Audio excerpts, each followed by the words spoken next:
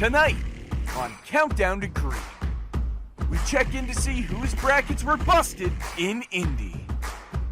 Segment 3 kicks off from the Music City. And we chat with BS Competition's Jordy Lopez. All of that and more coming up on Countdown to Green.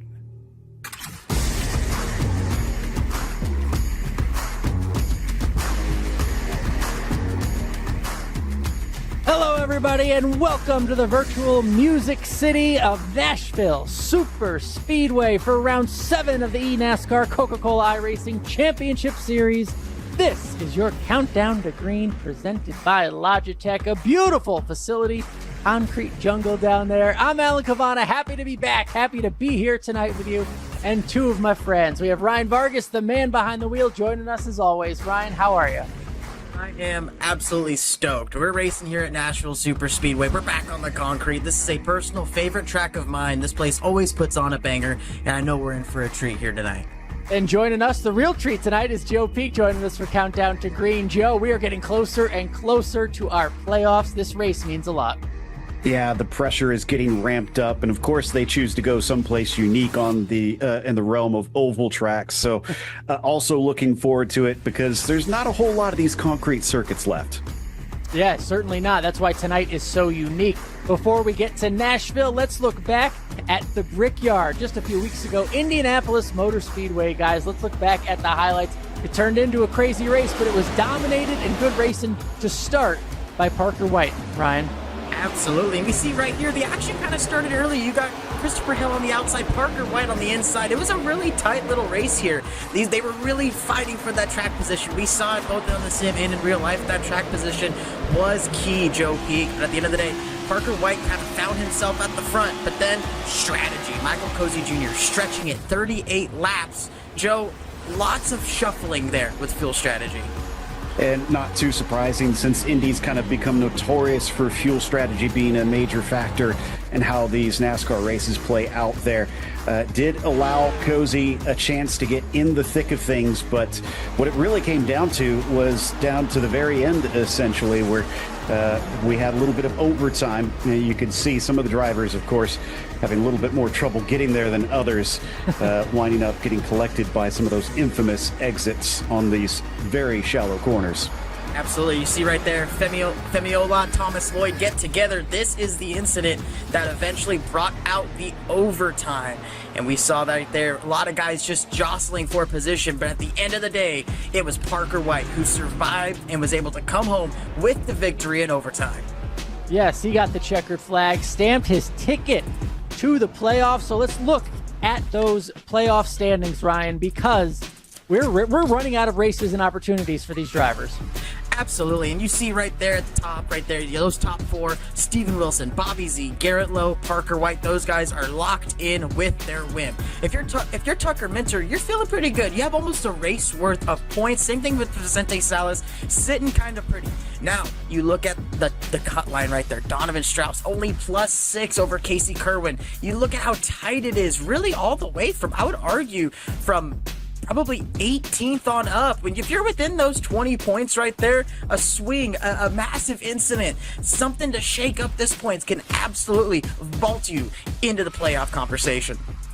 Yeah, and a lot of important names there. These are our team standings, Joe, just as tight, especially near the top. Yeah, I mean, essentially from first down to 6, 73 points is your maximum for a weekend. So those top 6 are still within range of the leader. But look at 2nd through 6 specifically. That is incredibly tight in there. It could all change around in the blink of an eye. It's all so much more complicated, the math, when you get to the team's championship. But thankfully, someone else is going to be doing that math for us behind the scenes because that'd be hard to track.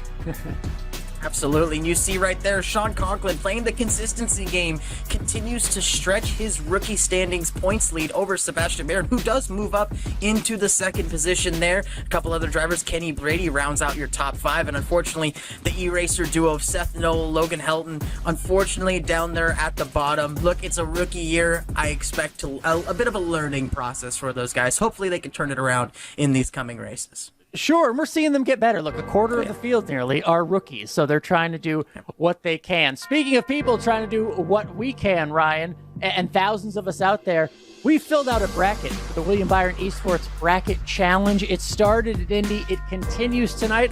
How about we take a look and see how we did after one race? Because I'm sorry, my man, Ryan. I mean, a little bit of an upset here. Your champion is out. So you're done already. My champion, Vicente Salas, knocked out in round one by Nate Stewart. Impressive run there. And truthfully, I look at my bracket, my entire left side of my bracket, completely correct. My right side, however, I got 3 of the 8 correct. I got Stewart. I have Salas defeating Stewart. That's incorrect. Basically, these first 4 all were wrong for me. So, man, Alan, I don't know. How's your bracket looking? Is it at least a little stronger than mine? Look, my champion's still in there. I have Steven Wilson going all the way, but so many of us were sweating throughout that entire Indy race because Steven Wilson was uncharacteristically struggling throughout that. Ryan Luzo was having a great run. So I thought I was going to be essentially knocked out throughout the first time. And Joe, you know how these bracket challenges go. So, you expect some upsets, but there were some significant ones during round one. I can't imagine how the next few rounds are going to go. I mean, honestly, this is why I tend to stay away from these things. I never seem to get it right. So I'm glad you guys are dealing with it and not me, because it looks like a lot to it. But there's got to be somebody out there that's got everything right up to this point. That's going to be even more difficult as we get past round 2. I doubt I had it, but I'm looking at, say, Quentin Borman. He was a 24 seed going up against Dylan, going up against a higher seed. Ryan, I had to sweat that out until, say, the next day to see the results and just make sure that my guy went forward. I'm looking right there at the bottom left of your screen. Bobby Z versus Seth DeMerchant. Yeah. I actually had Seth DeMerchant beating Bobby Z there, and I was correct there. So it was a bit of a hot take from me, but thankfully I came out right there. But at the end of the day, with my champion getting knocked out round 1, shout out to Nate Stewart defeating Vicente Salas. Man, just a very interesting battle here when it comes to these bracket challenges. Yeah, Bobby Z, 2 wins, already out of the William Byron Esports Bracket Challenge. Unfortunately, another driver that's out, a veteran of this series. Jordy Lopez back with BS Plus competition this year. Let's learn more about the veteran.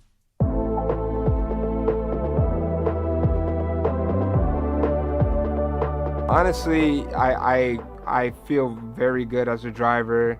I learned a lot this off season about patience and being more calculated. Don't make the mistakes and control what you can control. You can win the championship, and I think I can for this year. I took some years off, and then I came back in 2020, and I knew that I would be able to compete again, and I made it in 2023. And my first year, I got P5. And I knew that I can compete for a championship. I saw an ad on in 2013 about iRacing for 3 months for free, and I saw that it was I saw some like clips of it, and I wanted to try it out myself. And as soon as I did my first race, I knew that I was instantly hooked to it. I feel like Parker White is insanely fair. He owns up to his mistakes. When you're side by side with him, he gives you a lot of space. He's always, I feel like he has the purest intent when it comes to like not trying to do anyone wrong, and he's trying to make sure that it's as fair as possible, and I respect that the most. Nissan S15. It's from Japan. It's a very good looking car. It's rear-wheel drive. It's like all the older cars are my favorites, from like the 1990s to the early 2000s. But that's like prime time drift cars, like in my opinion. So for drifting, it's about trying to hit clipping points, like and you have to be good at controlling your car sideways, and it's not that easy, especially when you're competing against guys that have been doing it for years and have mastered that technique. I just started back up last year, and I'm still learning, but I don't really take it as serious because I feel like with like driving on like oval, it's a little bit more it's more serious. You have to be more focused, more driven, and it takes a lot more time to master.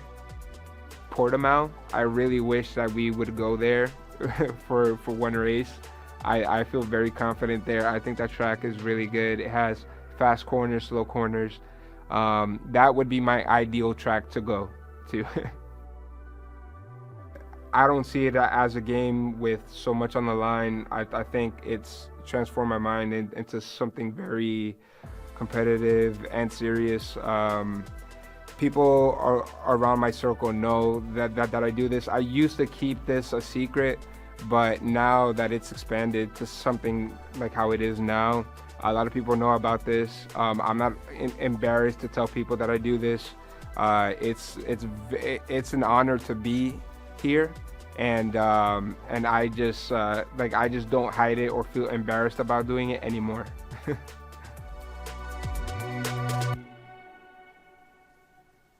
You could tell just on the emotion on his face with that first win in Milwaukee how much it meant to him, because we have to remember that, you know, it might seem like some of these guys are so unemotional at times and they take themselves very cool and calmly, but there have been years and years working up just to get to this level, let alone win a race in the Coke Series. So once you reach that step, that has got to be such an incredible weight lifted off your shoulders. Absolutely. And look, Jordi Lopez, he's one of the big personalities in the sim, right? You know, he's always a fan favorite, and to see him having a pretty quiet and decent year right now, sitting P17 in points, less than 20 points out of the playoffs. Look, we know he's a perennial contender, right? You saw, again, you hit on it, how emotional it is for him to get that win, and that just goes to show how much time and effort these drivers really put in to make sure that they're at the top of their game when it comes to these big eNASCAR Coca-Cola iRacing Championship Series races. We know one race can change everything. After tonight, Jordi Lopez could be in prime position for a playoff, or heck, a win even puts him in that playoff spot. So if to do it, they're going to have to do it at Nashville Superspeedway tonight. Let's look at the track and what it takes to make a lap around this mile in the third place, Ryan. Absolutely. Our Logitech G track analysis takes us to Nashville Superspeedway. This track is a very unique one in the sense that it's basically it's only about a mile and a half long, but it's not your normal intermediate track. It's very flat. As we see right there, the turn banking is only 14 degrees. That doesn't sound like a lot. It's a decent amount, but when you compare it to the other concrete tracks of Dover and Bristol, it is not much. Again, this track is 1.3 miles, so just a tick under your normal mile and a half racetrack. This place opened in April of 2001, and we have a guy who's a bit on a hot streak here at Nashville Superspeedway, and that is Tucker Minter. Joe, what do you think of a place like this that, again, it's not a short track, but it's not quite a full intermediate, but it has the challenges of its own? It's very unique. And it's very fast as well. I think it's one of those tracks that people need to earmark more, that it's underrated in the sense that things can go wrong very quickly. It can be a bit chaotic at times. So I think this is one of those tracks where, yes, you pay attention to the Daytonas and the Talladegas thinking, oh, it could all go wrong. I think this is the one where if you're not on the ball, it could just rip the rug right out from under you. What do you make of Tucker Minter, Ryan, dominating this place? I mean, it's such a talented field, yet Tucker Minter seems to have a stranglehold on this place. Well, and not only does Tucker Minter seem to have a stranglehold on this place, but he's still looking for his first win of the season. So if I'm Tucker Minter right now, I'm saying, look, this is my chance to effectively completely lock myself in. He's feeling pretty comfy points-wise right now, but to take that weight off your chest, getting the win here at Nashville Superspeedway, I think Tucker Minter is absolutely the guy to keep my eyes on. That's what I still love about our format. I know in real life on Sundays we have the chase. That format is back here in the championship series. We still have the playoff. If you win, you are in. That could change someone's season tonight. We're going green at Nashville Superspeedway right after this.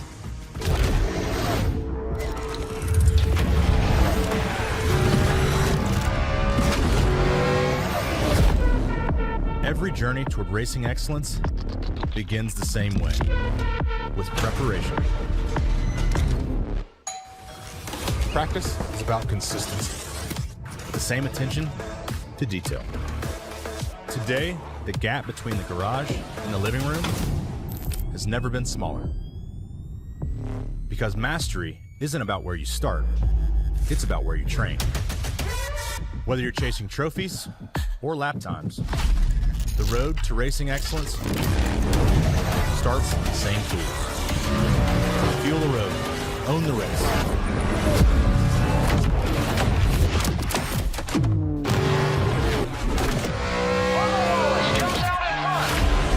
Logitech G wheels and pedals, available now on Amazon. Campfire's back at Cracker Barrel.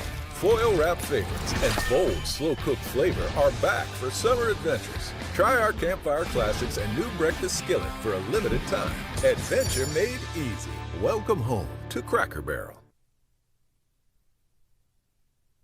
Parker White is the winner of Round 6 in the 2026 eNASCAR Coca-Cola iRacing Championship Series. Every single moment, caught up in the motion, got no use for caution.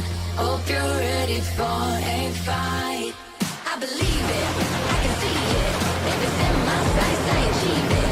Ain't no leaving, no defeating. Show up, complete, and repeat it. I believe it, I can see it.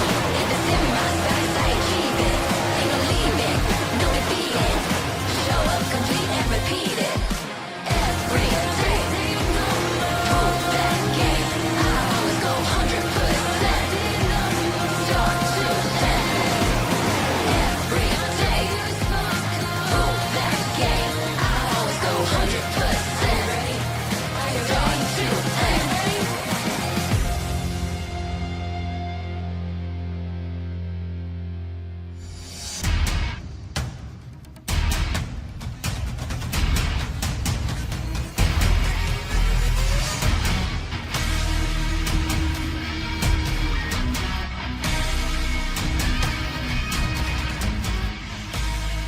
The road to $500,000 heads to Nashville for a 5th straight season and for the start of the final segment of this regular season. From iRacing's virtual Nashville Superspeedway, we say good evening, sim racing fans, and welcome to round number 7 of this 2026 eNASCAR Coca-Cola iRacing Championship Series. Well, it was a drama-filled affair at the Indianapolis Motor Speedway just 1 week ago, where we saw the first race win for Parker White since he claimed the title back at the NASCAR Hall of Fame finale in 2024. So as we welcome you into tonight's coverage with myself, Evan Pasoko, Alan Cavana, and Kenneth Bueno, as always, KB, it is a new chapter. One more time on the reset button for segment points. That means 3 weeks to go until we know the drivers who will fight for a title this season.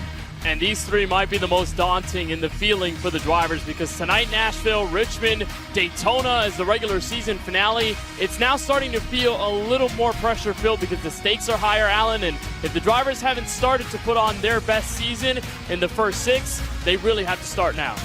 Yeah, and that's what matters, is because, look, the way the format is, we saw Parker White cement his spot in the playoffs. It could happen again tonight for another driver. Say like Tucker Minter. Yes, he might be comfortable, but there's no better comfort than getting a win and locking your spot in tonight. That could happen for so many drivers. Well, if there's a racetrack to do so and be comfortable, this is his racetrack. Happy to have been the winner of the previous 2 races here at the Nashville Superspeedway. Of course, with a new segment coming to a close just a week ago, it meant that your segment championship for segment number 2 went to, of course, a new name. It was Stephen Wilson who got the opening segment championship. That was at the start of the season. Garrett Lowe, your segment 2 title, he adds 5 bonus points to his tally when we look to start the playoffs, and this diverse segment number 3 has us at an intermediate track in Nashville. And then you already touched on it, KB, Richmond, some short track action, and a plate race. Normally we start the season, we start the regular season in Daytona. We're going to finish it there in, call it 3 weeks' time. And what's crazy is that you don't see Talladega Superspeedway on the schedule. That has always been mostly the wild card Superspeedway race for the entire idea of the regular season and segment points. Now you put in the World Center of Racing as the last chance. This is the most dramatic race you could have, a driver with their back against the wall. If they can throw it out there and win at Daytona, they can lock themselves into the playoffs. We already know, Evan, a few drivers are already guaranteed to point their way in, so now they really want to maximize the chances of them making the playoffs, and that, of course, is a checkered flag. And of course, if we get any more repeat race winners, that will guarantee more spots available to drivers based on points. So some late breaking news for Steven Wilson, who not only had a big scare in qualified, which is going to have him starting towards the rear of the field, but he is not racing tonight from home in his regular setup. Racing at fellow driver Briar LaPrade, a name we've heard many a time before, racing at Briar's house tonight because of a power issue at his house. We talked so much about these drivers wanting to be comfortable and in their element, and you go onto a different sim rig, that's a whole host of new challenges. We'll see what Wilson can do from towards the rear. Let's go trackside, though, introduce you to your Coca-Cola starting grid, and this man needs a big night. He is the first driver on the outside looking in, but he is on a pole position. It's the Kansas City Pioneers, number 24 of Casey Kerwin, the Coca-Cola featured driver, is going to bring us to the green flag tonight. He's joined by the Cadani Esports number 11 of Vicente Salas in second. Row number 2, you'll find the Channel 199 sim racing entry. That's the 199 of Dylan Duval, next to the RFK Racing number 6 of Dylan Basin. Row number 3, you'll find the William Byron Esports 97 of Tucker Minter, looking to become only the 4th driver ever in this series to win 3 straight races at the same track. He's next to the Hayek Motorsports number 50 of Quentin Warman. And on row 4, it's the ERA Esports teams 34 of Michael Cozy Jr. and the FGR XL eRacing number 14, that is Seth the Merchant. Blake Reynolds for the Channel 199 Sim Racing Group in the 86 is on the inside of row number 5 with Indianapolis winner Parker White for the Williams F1 Team Gaming Group. The 2024 Series champion is the last driver to qualify in the top 10. Row 6 will feature the 89 of Jordi Lopez for BS Plus competition with the Tony Kanaan Esports number 66 of Sebastian Marin trying to catch up to Sean Conklin for the top spot in the rookie standings. 13th goes to the other FGR XL e-racing Toyota of Ryan Luza in the 12th and 13th. Latar Esports' Connor Euroshak, the sophomore, ends up in 14th to start, with the other BS Plus competition Chevrolet in Garrett Lowe inside the top 15, and Junior Motorsports' Malik Ray in the top 16 to start.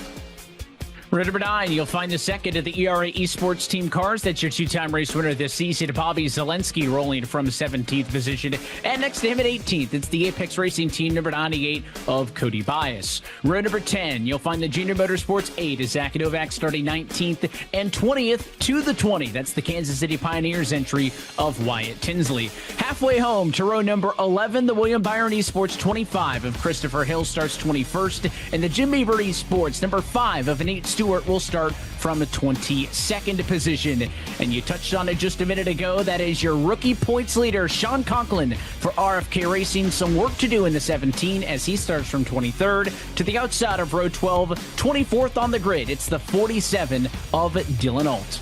Take a peek at row 13. Spire Motorsports' Femi Olatunbosin inside in 25th. The other Williams F1 Team Gaming Chevrolet of Donovan Strauss in 26th position. Row number 14, you'll feature the Jim Beaver Esports number 15 of Colin Keister and the TC Esports number 73. That's Jake Nichols back in 28th spot. To round out the top 30, it's the Team Dylan Esports number 33 of Kenny Brady. The rookie starts on the inside of row 15. And the other rookie on his outside, the TC Esports 35 of Matthew Morton. The Apex Racing Team 16 of Ryan Doucette is behind them in 31st, alongside the Team Dylan Esports number 3, Blaze Crawford in the Cracker Barrel Chevrolet.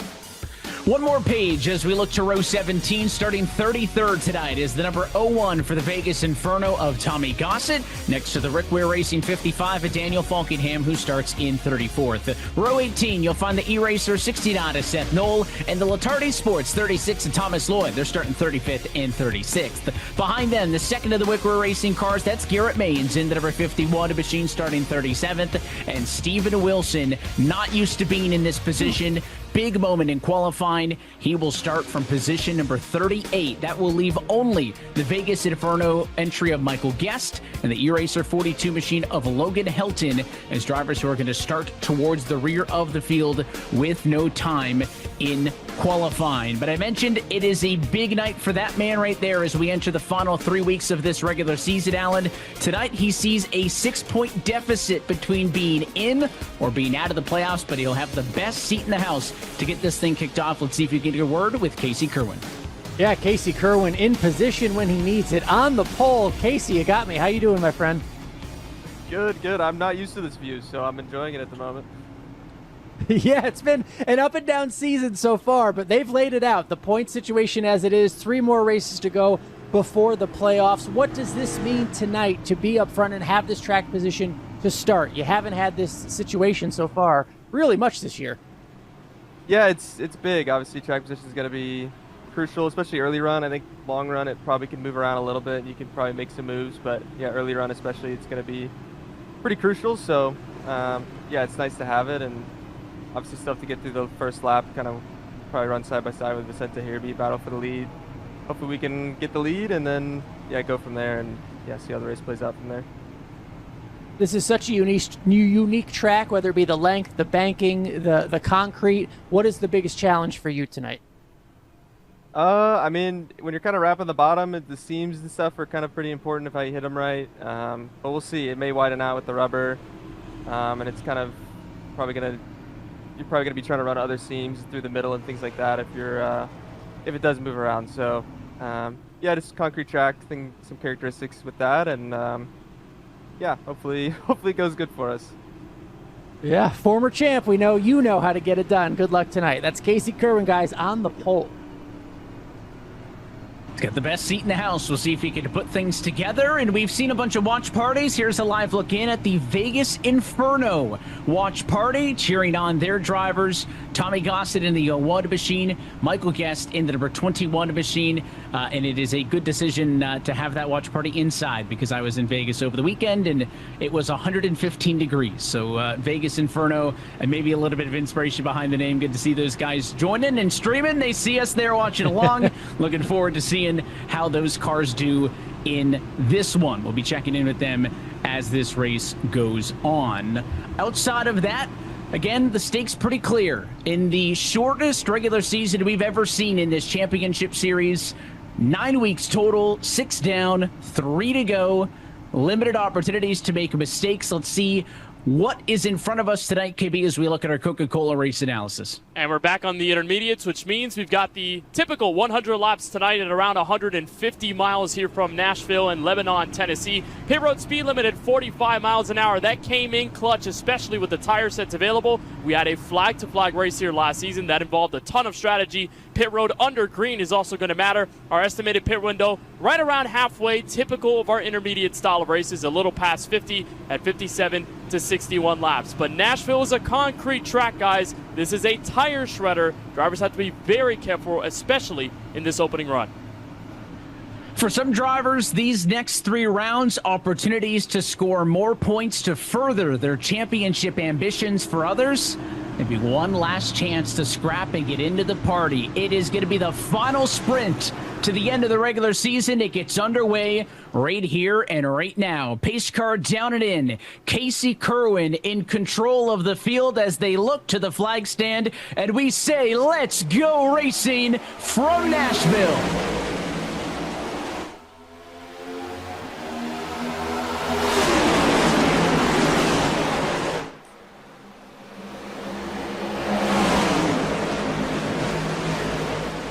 Leaning on each other in a battle for the lead. The 11 not going away on the outside. That's Salas. The 199 of Duval was looking low from 3rd. Won't do it. And off of 4, clear for the lead is pole sitter Casey Kerwin. I like that start from Dylan Duval. Try to be aggressive, take it underneath, and if those drivers duck out of the way, you have a wide open runway to the lead of the first lap of the race. He's tucked in now 3rd on the inside, but he was one of those faster drivers, guys, in practice before the qualifying session came through. All right now, just about finding the inside lane. Tons of battling around the top 15. Yeah, still battles back there. That's Michael Cozy Jr. on the outside. Dylan Basin on the outside of Vicente Salas right here, battling for second, trying to get by on the outside, showing multiple grooves here early on in this Nashville race. Guys, Casey Kerwin called that first lap. He said exactly what was going to happen and hoped he'd get out to the lead. So far he is, but it's 3 wide behind him. Yeah, Basin was able to get a nose in front for a moment in the battle for P2, but the 11 Salas able to clear on the bottom. So no changes for position first and second, but Basin does up in front of Duval in the end of it all. Also, you saw him making some 3-wide moves when we were high and above. The 88 machine of Malik Gray, 7 positions gained early. Right now he's watching the 3-wide in front of him. That set the Merchant center of it all. As DeVerchik gets down in front of the 50, that's Quinton Warman. And they're outside, the number 95 machine, Parker White, race winner from just a few weeks ago. And Emma, we talk about the inside at Nashville Superspeedway being so dominant, and for the most part it is, especially to save tires like the front 4 drivers are doing. But when you're side by side like this, if you're that inside car, it's going to get very tough to pin the throttle at the exit of the corner and either not slide the machine or get into the car on the outside. This track is sitting at over 110 degrees in this current session, so it is blistering hot out there on the concrete surface. Not a lot to drivers to work around, and the first caution comes out as a result in the middle of the group. Daniel Falkingham slow on the racetrack. There is the number 55 Chevrolet. So unlike the race at Indianapolis last time out where it went clean and green almost all the way to the end, we're going to have an early yellow flag in this one. The 32nd position is where Daniel Falkingham was in last time by the start-finish line. So we'll wind the tape back and see what happened to him. But an early yellow will get this race kicked off very differently compared to what we saw last time out. We'll get a look at that in just a moment. But as always, I want to remind you that coverage of tonight's race is brought to you by Cracker Barrel. Cool down with the refreshing Cherry Coke float at Cracker Barrel. It's your last chance to enjoy summer favorites before they're gone. Stop by today only at Cracker Barrel. By Logitech G, the official wheel and pedals of eNASCAR. And by NASCAR 25, NASCAR's official video game, available now on the Xbox Store, PlayStation Store, and Steam. It's a beautiful look high and above the virtual Nashville Superspeedway, home of the Cracker Barrel 400. You see down on the front straightaway there as we are pacing early into this one. Let's wind it back and see what happened. You're looking for the 55 up top. The bright pink Rigmer Racing Chevrolet. And look at this, 4 wide. Tommy Gossett making it to the inside. Blaze Crawford, Ryan Doucette among those in the middle. And I mean, that's a hard judgment, Alan. You've got a ton of cars trying to fit into turn 1. I don't think that Blaze Crawford was trying to move lower on the racetrack. I think Doucette thought he was going to move lower and then had to feint high and eventually got into Falkingham there. Also involved in that was Steven Wilson. Remember, he had to start at the back. He's not racing in his own rig right now. He's not normally back in that Hornet's nest. We're not used to seeing Steven Wilson back there, but he got some damage on the outside, was able to sneak through, but you wonder how the multi-time champ is going to run the rest of this day. He was one of many drivers down to the pit lane for some semblance of service this time by. Crawford, Olanton, Boson, Helton, Knoll, Gossett, Wilson, Hill, Falkingham, all down to the pit lane. Suspecting some of those drivers maybe just coming down since they were already at the rear end of the field and wanting to get fuel, since that has always been a focus for drivers kind of in this next-gen era. And again, fuel ended up being the name of the game 2 weeks ago at the Indianapolis Motor Speedway. So these drivers figure, why not come down and try to get a little bit of extra fuel at any opportunity possible. So we'll get set for a restart this time by. Again, an early yellow, admittedly kind of something we haven't seen a ton of this year. I feel like these races have been able to get halfway, 3/4 distance before the caution, if at all. Some of these things have gone green all the way, so it's going to be interesting to see how the field responds to this. And we saw how competitive the battle for the lead was off the initial start. This could give the 11 car of Salas another crack at Casey Kerwin. You know, I was looking at the races going into tonight, and we got 6 races complete. Half of them were flag-to-flag affairs, counting, of course, Naval Base Coronado, which is a road course that doesn't have yellows. The other 3 went into eNASCAR overtime of some sorts. We haven't had a race directly in the middle where it's ended under either, you know, a late restart but still with enough laps to go where it's not overtime We did see that aggression off of the initial jump. I wouldn't be surprised if there's a good run from Basin and Duval, and they make another move, stretch to the inside, and this time make it complete on the back straightaway.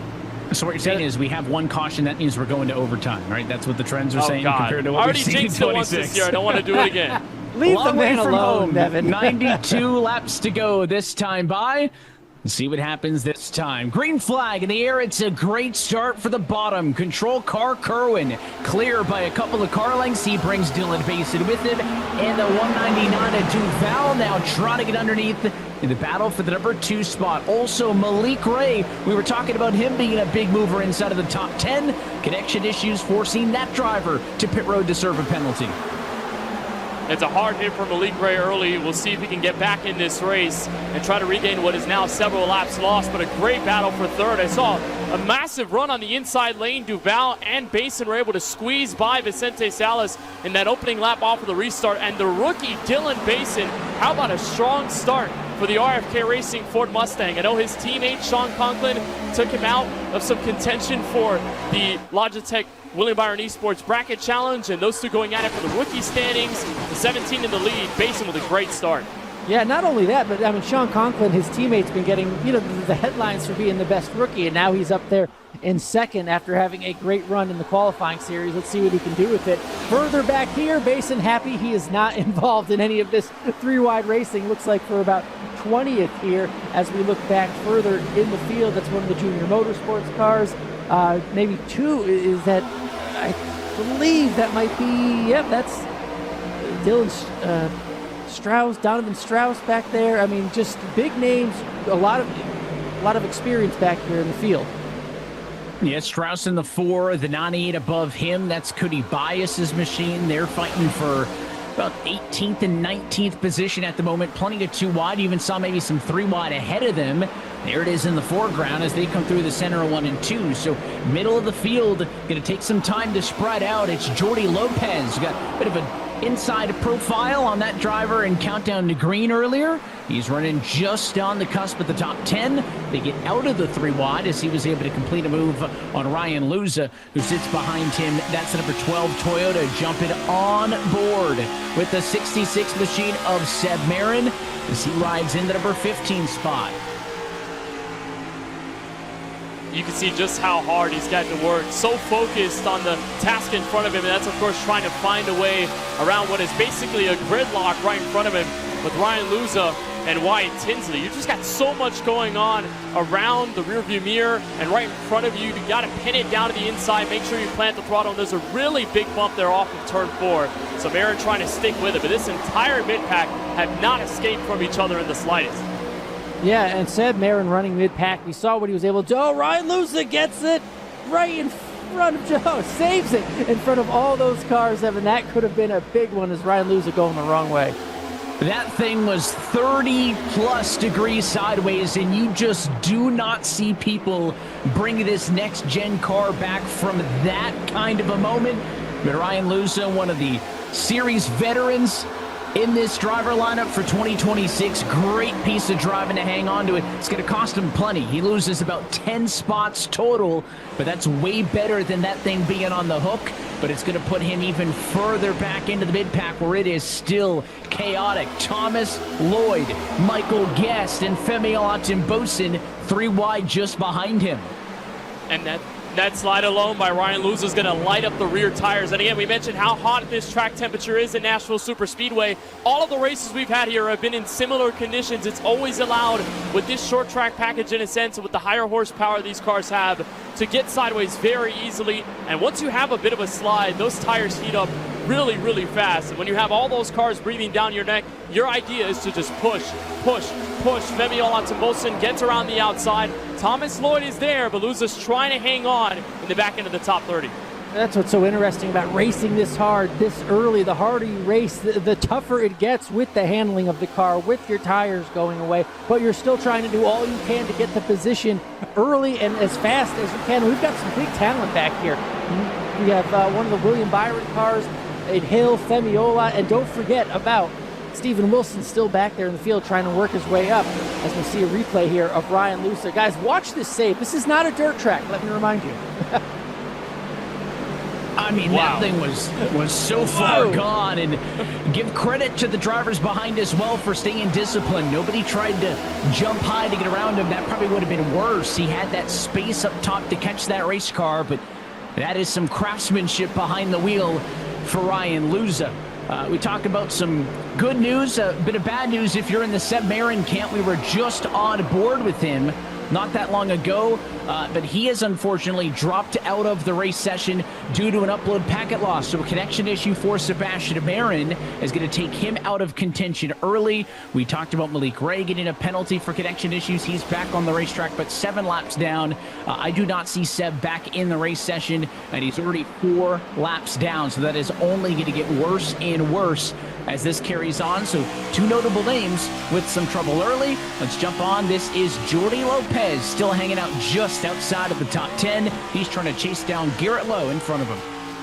Driver that had one of the best runs of the season, 7th at Iowa, and him and Garrett Lowe. I mean, DS Plus competition, I mentioned, as this regular season has pushed on forward, this team has caught a bit of fire. We see them usually in synchronization. It's almost like synchronized swimming to watch them two weave and bob around the field, and they've done well. Obviously, Lowe with the win at Iowa. Jordi Lopez coming into this race, minus 18 to the playoff cut line. So if there's anyone that needs solid races in consistent fashion, it has to be Lopez. And hopefully he sees his teammate try to spearhead the effort for those two Chevrolets to move up front. And I love learning more about Jordi on the Countdown to Green, that piece that really went in depth. He's such a veteran, right? But it shows you just how tough the competition can be, even with years and years of experience. You have to learn, you have to work in the off-season to get better. And I learned, guys, he is a heck of a sim drifter as well. So maybe he's got, if he loses a little handle here, I'm not too worried.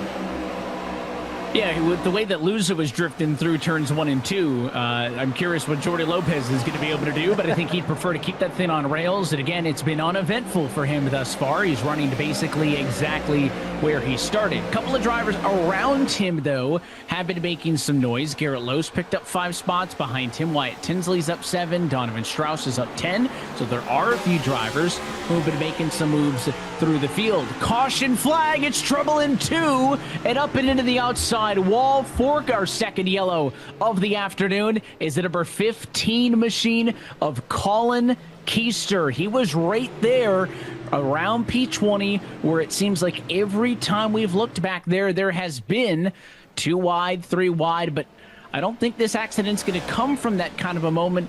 It's going to come from something much simpler, as it looks like to me they were pretty single file going into the turn. Yeah, we'll see all the details of how that all happened on the replay, but again, it just comes down with the difficulty of driving this Nashville Superspeedway. And the one thing that has changed lately is the power output. You see barely any strakes on the bottom end of these cars. That means obviously less downforce on the underbody, and you're going with that overall short track package. So you're dealing with 750 horsepower, not 670, Evan. So you have a lot more underneath. And I remember when I tested it for the first time, you feel like you're flying into turn 1, and then you're like, oh wait, I need to break this car and slow it down for the apex. So sometimes you'll have that happen, and look like miscommunication between the two. We'll see race leaders down pit road for the first time tonight. First, let's take a second look at the accident. That's Keister, trailed by the 98 of Cody Bias. Hit to the left rear, 15 gets out of shape. And it's going to be about the lightest touch to the outside wall you could imagine. Colin Keister does a great job of damage limitation, Alan, but that looked almost identical to the near accident with Luza, with the driver getting into Luza, into the corner. Same thing happened to Keister, except he just could not keep the front end from going all the way around. Yeah, former winner just couldn't hold on to it there, but it offered the opportunity now because of this caution. Look, with 3 sets of tires, 22 laps into this race, it makes a perfect opportunity to use one of those sets and still have 2 left for that long fuel run, possibly a late caution there. But to see the strategy start here at Nashville, we'll see the good cars with the good rubber on there again. A bit of a mixed bag as well on the pit lane. Casey Kerwin, first driver in, first driver off with a 2-tire decision. Remember, 2 weeks ago in Indianapolis, first race with the new updates to the iRacing pit stop procedure and timing, where these drivers can get 2 tires and 4 tires in times that are more similar to what you'll see when watching the NASCAR Cup races on the weekend. So that kind of modifies discipline with fuel and tires and whatnot. But it was not a universal decision. Femi Olatunbosin, Christopher Hill, and Daniel Falkingham stay out. And those 3 cars are going to cycle through to the lead. They all pitted on the previous caution. That was about 18 laps ago from now. So they'll cycle through. They're going to gain the track position, but they will be working at a tire disadvantage. Going to be interesting to see what the 7, the 25, and the 55 can do with a mix of 2 and 4 fresh tires behind them from about 4th position on back. And this is a call not really out of just circumstance. It's out of necessity. I mean, they have the 3 tire sets that are available to them. You want to at least have one in the back pocket for a late restart if it does happen. I think every driver and every team likes to consider the ideal situation of 1 extra tire set just in case you need it. It's a kind of an emergency case tire set. So because now they only have 2 sets left, they have to ride these tires until they're done for whatever it's worth, until they can get late enough in the race if strategy plays out in their favor. What I'm going to be really curious about is what Casey Kerwin does on the outside of row number 2. We haven't seen big outside passes, but the fresh tires matter so much here. Kerwin might be one of those few alongside Duval to make a striking move in turn 3. I feel like we're going to learn a lot here about how much track position is a factor and how much those new tires play a role and what weighs out more. 1/4 distance from the Nashville Superspeedway. Green flag back in the air. It's another good start for the control car, but the inside doesn't follow suit. Daniel Falkingham unable to pick up on the cues from the 7, and he'll stay back in 3rd. Christopher Hill able to defend 2nd. The iRacing drone going to chase us off at turn 2 as they get all the way up to speed and through the gears.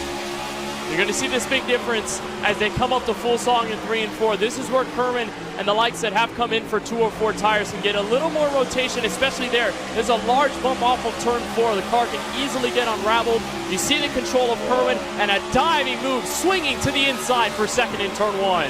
What a power move, using those 2 new tires and all the speed of the pole setter, Casey Kerwin, to get to the bottom of the racetrack. We know it's more advantageous. Has to try to clear Christopher Money Hill here to go after the lead, but Christopher Hill on the outside, not making it easy on the pole setter.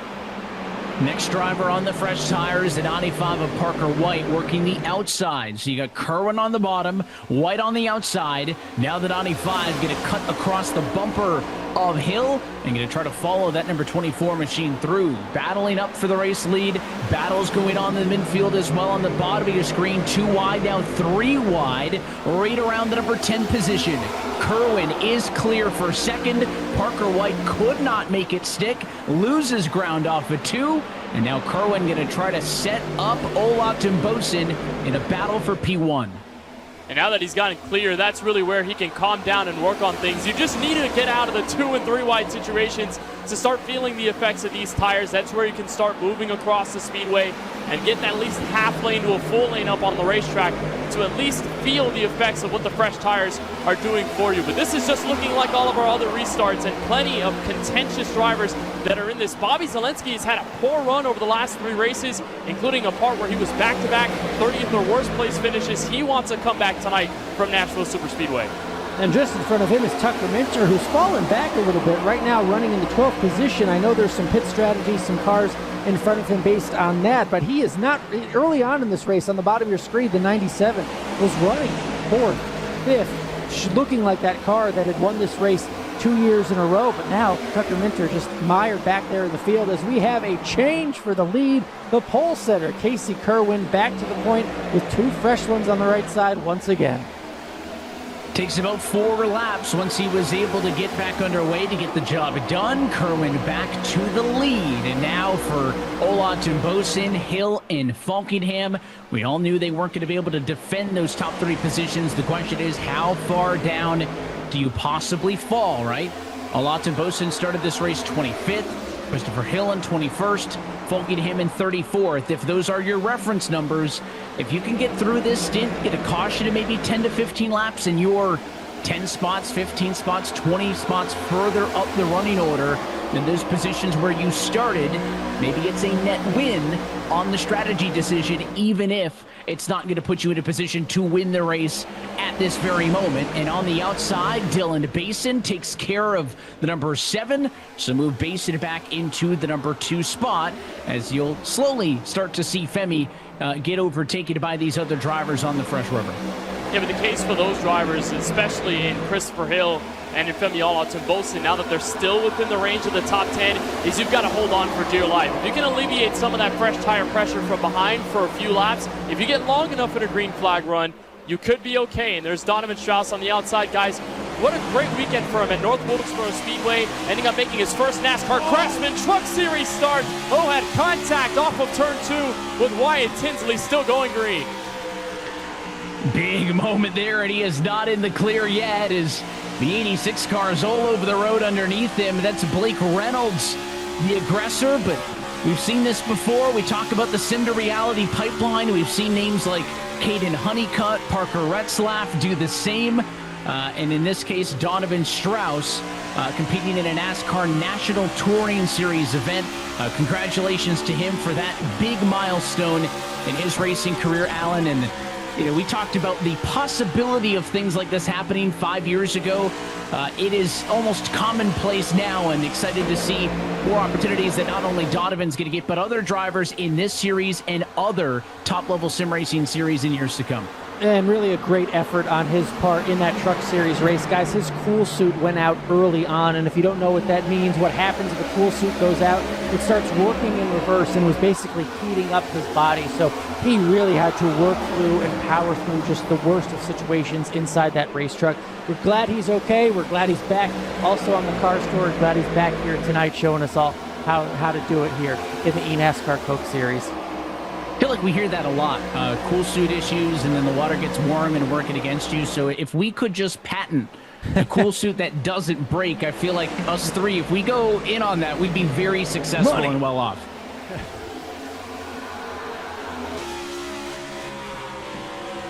Well, here's the onboard look with Dylan Basin. I mentioned he was able to get around Olatunbosin for a second. He wants to go all the way for the lead. Looking to the outside on Casey Kerwin is rookie Dylan Basin. He does not. He does get the lead that time at the start-finish line.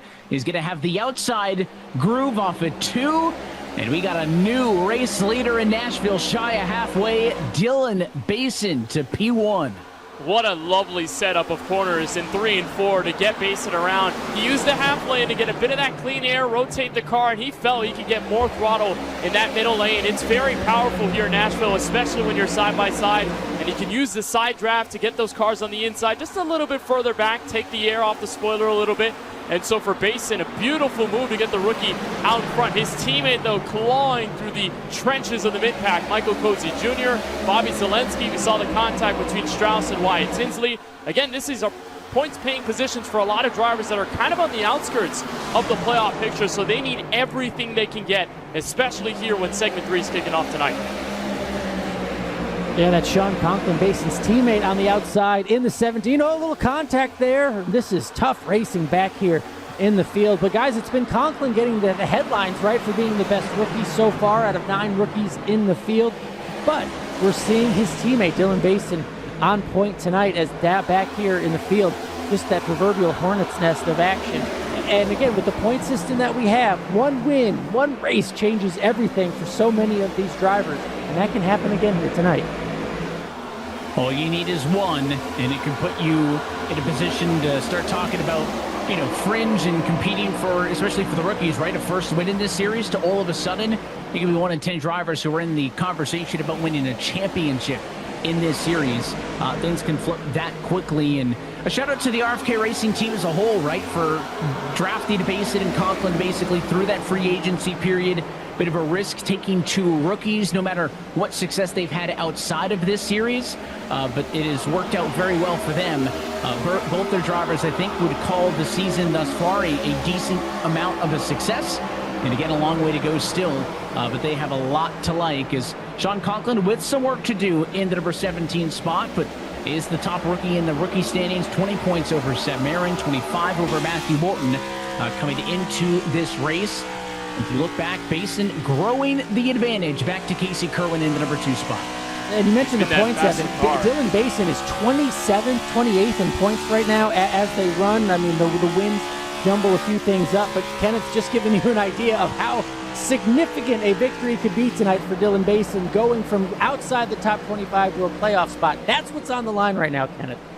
Yeah, and again, there is nothing better than a win to boost the confidence and make you feel like, hey, I belong in this series. Rookies, they're plentiful here in 2026, guys, but there's always that welcome to the Coke Series moment from all the veterans, and we see a lot of rookie drivers that sometimes end up struggling and they just can't find their rhythm. But it's moments like these where you treasure and you feel like, at least for a moment, hey, I belong in this series. I got here, I qualified in, and I'm here for a reason. So Basin doing a great job of moving up in the front. Remember, he won a few races in the qualifying series, so he's definitely no slouch.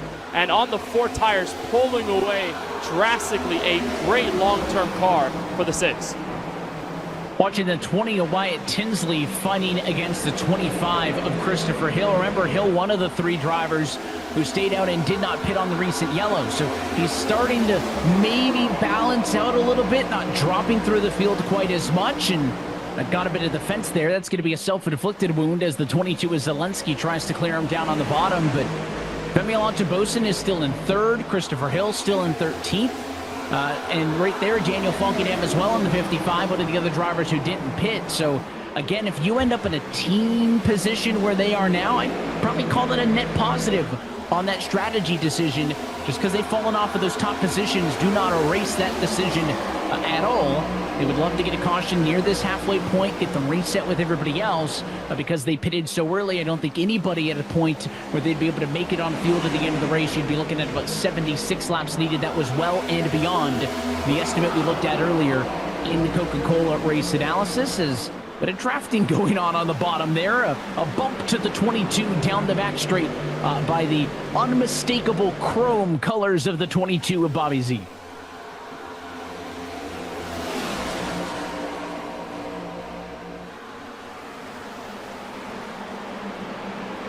Just trying to make the move to the inside on Christopher Hill, a driver who had a very strong car in Indianapolis a few weeks ago after a bit of rocky weeks. And again, Bobby Zelensky himself just trying to get back into form after he picked up the 2 wins very early on, and it just hasn't been the right set of circumstances over the summer months for Zelensky. You see just how tough it is to make a move on the bottom, right in the direct dirty air of the car in front. He had to really fight that Chevrolet running up the hill, has to block Wyatt Tinsley with a heap of a run coming back to turn 1. I mean, that's the minuscule amount of difference you're trying to make, Alan, as a driver. And I think it gets a little bit frustrating sometimes when you can't pull away. But moments like these feel like a little bit of relaxation. You would think. It's been a real dogfight for Bobby Zelensky. He got those 2 wins, but remember the late race incident with Steven Wilson, I believe it was at Dover, where it looked like Bobby might get his 3rd win of the year, didn't end up working out.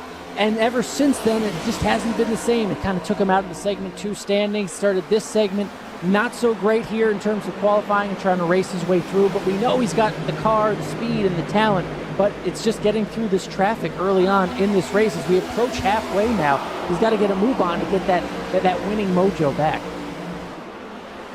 This standard intermediate race length that we've grown accustomed to over the course of the last few seasons going to go by quick once you start getting these laps knocked off in the green flag conditions, and as time by, make it 2 laps away from being halfway home here at Nashville. Also, just wanted to quickly close the storyline on Seb Marin. To mention he had dropped out of the race a little bit earlier with a connection issue. He is back on the racetrack, but he is 18 laps down in 40th. Willie Gray had a similar issue with the penalty. He's 6 laps down in 39th. 38 other drivers are still scored on the lead lap in this race, and though is that man right there, Seth the Merchant, who's riding in the number 6 spot right now, trying to figure out a way to get to the 95 of Parker White, who's up in front of him, looking the longest green flag run of this race, and now seeing these drivers start to spread high and low, looking for the grip as this racetrack starts to put that rubber down on this unique concrete surface.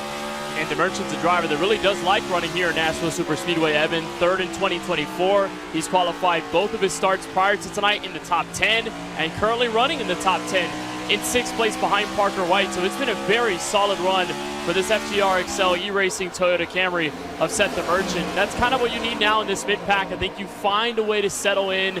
You figure out what your car's feeling like now in this mid to long run, and then try to plan for that potential final pit stop. It was kind of an awkward place where a bulk of the drivers came down pit road, so there was enough time where the pit window will still come into play. 3 wide behind them, though, they have nothing to do with strategy right now. They want to gain as much track position as possible, but I think those drivers at the front starting to really think about it right now. A lot of red, white, and blue in that shot as they come off of turn number 4. We mentioned this is the third to last race of the regular season. So if you go to iRacing.com/eNASCAR, you can stay up to date with everything about the drivers, the teams, and the series standings. As week by week, we get that much closer to the end of this road to $500,000, where eventually our series champion's going to walk away with $100,000 of that to themselves.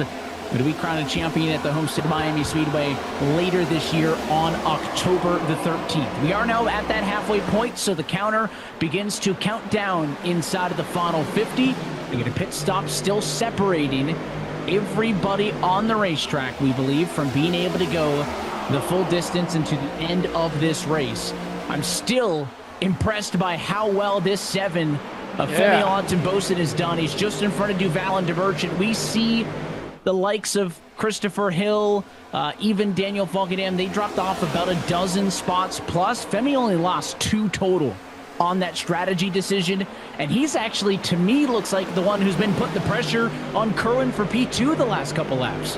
That's what's really interesting, Kenneth, is that the longer this goes, Femi's going to get bit by this pit strategy, but if it came out now, if he had the caution, it would look perfect because he is running well on older tires, on a different strategy. Kudos to him right now, but the longer it goes, the worse it gets for the 7 car.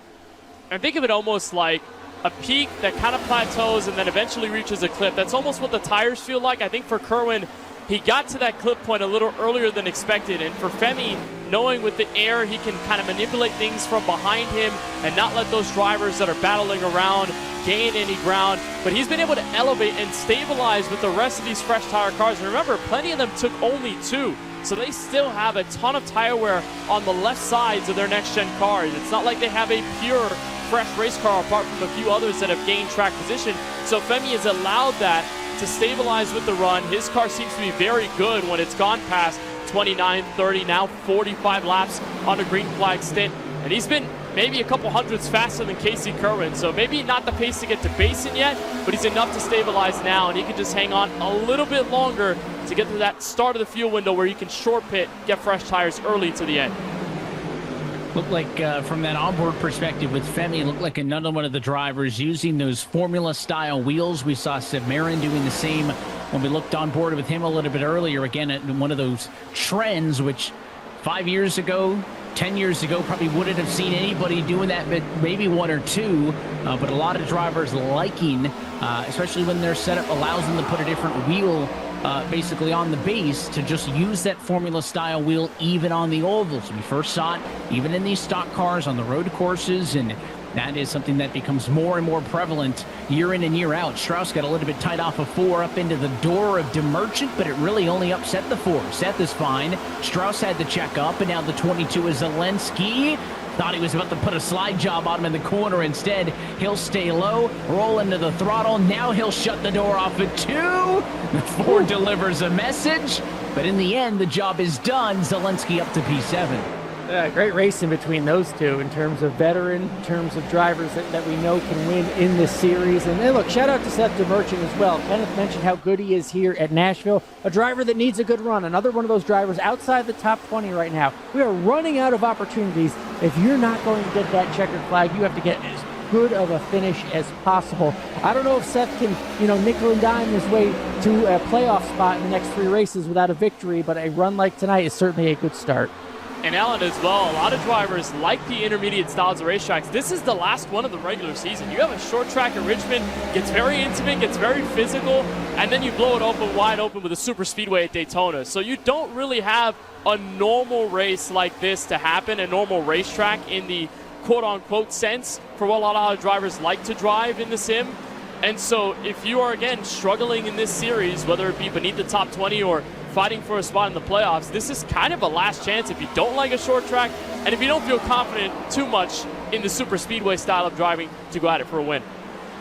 And it sounds funny, right? Because in the end, we're used to these intermediate racetracks making up the bulk of the schedule. That's going to be true when the season is said and done. But Kenneth, to that point, right? Charlotte for the season opener, and then tonight are the intermediate racetracks that we've seen in the regular season. So you're going to have 2 of them over the course of the opening 10 races, and then 3 in a row to the end with Texas, Kansas, and Homestead. So normally when we go to those racetracks late in the year, we look to the sample size of 4 or 5 intermediate tracks from the regular season and try to draw conclusions. Who's been good at racetracks like this, and maybe, use that to lead our predictions on who's going to be good at the end of the year. But to only have 2 of them over the first 10 is a big slide on the tires. To pit road comes Christopher Hill. It is surprising that you get 2 of them in the opening 10 weeks and then 3 in a row to end the season. And that's what's going to put more pressure on drivers to nail setups at tracks like these from Charlotte, which I think was the perfect base level foundation to experiment as we look at the Coca-Cola race analysis. Again, where that pit window is going to be right where Christopher Hill, Femi Olatobosin, Daniel Falkingham, where they're going to have to come in as Connor Yuroshak and a few others have hit pit road, his teammate Thomas Lloyd and some others that trail behind them. But again, you look at the intermediates being, hey, I'm going to nail my setup. This is the foundation. I've got it locked in. Okay, final 3 races. Let's knock them all down and be the best version that we can. If you don't got it figured out now, I don't think you want to be figuring it out, Alan, in the playoffs when you want a title. If you're fortunate enough to get there, because you have to get there first before you can compete for that title. Femi Olatobosin now on one of the leaders now on pit road. Again, he was on that different strategy. There was some difference in tires and fuel there, but now that the window's open, you wonder just how long, and the Dylan Basons, the Casey Kerwins of the world are going to wait. Yes, they can go longer, a little fresher rubber, but there's only 37 laps to go. The window is open. The strategy games start now. Overall, I'm going to say that's a big win for Femi. He was 27th when the first caution of the race came out. He decided to come down pit road, stayed out subsequently, and he pits as a top 5 car. And a lot of drivers responding. Demerchant to pit road, Tinsley to pit road, and now Matthew Morton. These are not just drivers who are in that group of 3 who pitted on the first yellow, stayed out on the second. These are cars who are pitting on cycles. So I think overall, those 3 drivers did a good job of kind of blending into this larger strategy, and now you're going to be on an even playing field for this final run down to the end of the race, assuming that everybody's going to be on pit road for 4 tires and a fuel. And then again, because 4 tires can go so much faster than it used to, there is a little bit of nuance on, do you need to stay a little bit longer for fuel? It looks like some drivers are sticking to just 2 tires down there on the pit stops. The later you pit, obviously, the less fuel you're going to have to take, therefore less likely to wait on fuel. Drivers still kind of feeling out those new times and how that plays into the larger strategy game. As you can see, the 199 now on the fresh tires, but from a lap down, working his way around all of the cars who have yet to come to pit road.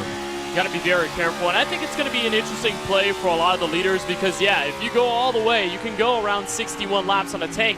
The only thing is, if you go all the way and you max save to 61, we're looking at a pit stop around 15 or so laps to go. And a lot of drivers can tell you sometimes that's not enough time to have the entire field cycle out on a green flag stint. So again, that comes back to what I said about the cautions coming out at quite a peculiar time when everybody came down pit road that first batch. It was just awkward to see where their last pit stop was going to land if this all stayed green. So I'd imagine probably 5 to 10 more laps, I think, from the leaders before they eventually decide. I don't see them, Alan, waiting too long because then they're going to be losing out on all of it with the fresh tire cars that are gaining all these laps back. No, and the numbers are going crazy inside their heads, inside the teams. If this were Sunday, we'd be showing all the crew chiefs, right, on their laptops, on all the engineers working and doing all the math. That work has been done behind the scenes with all these teams throughout. So that is going on. We're just not seeing it here in the sim world. But drivers are getting communicated to about their strategy and what they should do and when the proper time to do it is. Casey Kerwin, these leaders, Dylan Basin, they have to figure out that exact time to do it. Saw first couple of cars come down to the pit lane. A lot responded immediately, and I thought it was going to be an influx to pit road. But look at this. The last pit stop number all the way through 24th position, cars who have yet to pit for what's going to be the final time. Now, Falkingham, the obvious outlier there, as one of the drivers who pitted on the opening yellow and has done again P11. That's a bit skewed because some cars in front of him have pitted on this cycle and he hasn't. But I would say overall a pretty good job of defending the track position that he gained by making that call, especially when you consider Falkingham started 34th position on the grid a little bit earlier on. So the cars who have pitted and are good to go to the end of the race is about 11 of them. So that means the vast majority of the field has yet to make that final pit stop. Very interesting, I think, as we hit 30 to go. I think that's going to be the crucial point now in this long run, is where you can survive now. Don't bleed off too much time. And that's where Casey Kerwin is struggling with the most on his race car. 31.359. The last time we hit the line, that's almost 4/10 to a half second slower than some of the competitors around him. You saw Zelensky go around, and Dylan Duval and a few others, Parker White, Donovan Strauss, Vicente Salas. They were close to him prior to the run coming to a close. Now it's White and Strauss that are going to start putting more pressure. I think we're definitely still seeing some great runs across the track, as Bobby Zelensky has gained 14 spots, now 15 since the drop of the green, and Donovan Strauss even more so from 26. So it's really going to be fun to see this blend, Alan, because, I mean, tires matter a lot here in Nashville Superspeedway. You can make a car look like they're standing still when you come in on pit road, and then you have, what, 15 to 10 cars to pass, maybe more? Yeah, we're seeing the effect of this long run and what it's doing to the lap times. And when all these cars start to come in, that's going to be a huge swing in terms of the track position, in terms of jumbling up the running order, these cars trying to get their laps back. Good cars, fast cars who pitted early. What we thought was the opening of the window seems like an entire different window whatsoever, before. And we can see as they're trying to blend faster tires versus some of these slower cars, it's going to create some chaos as these drivers wait as long as possible for their pit window to open. And there we have it, Bobby Zelensky on pit road from nearly taking the lead, now onto pit road.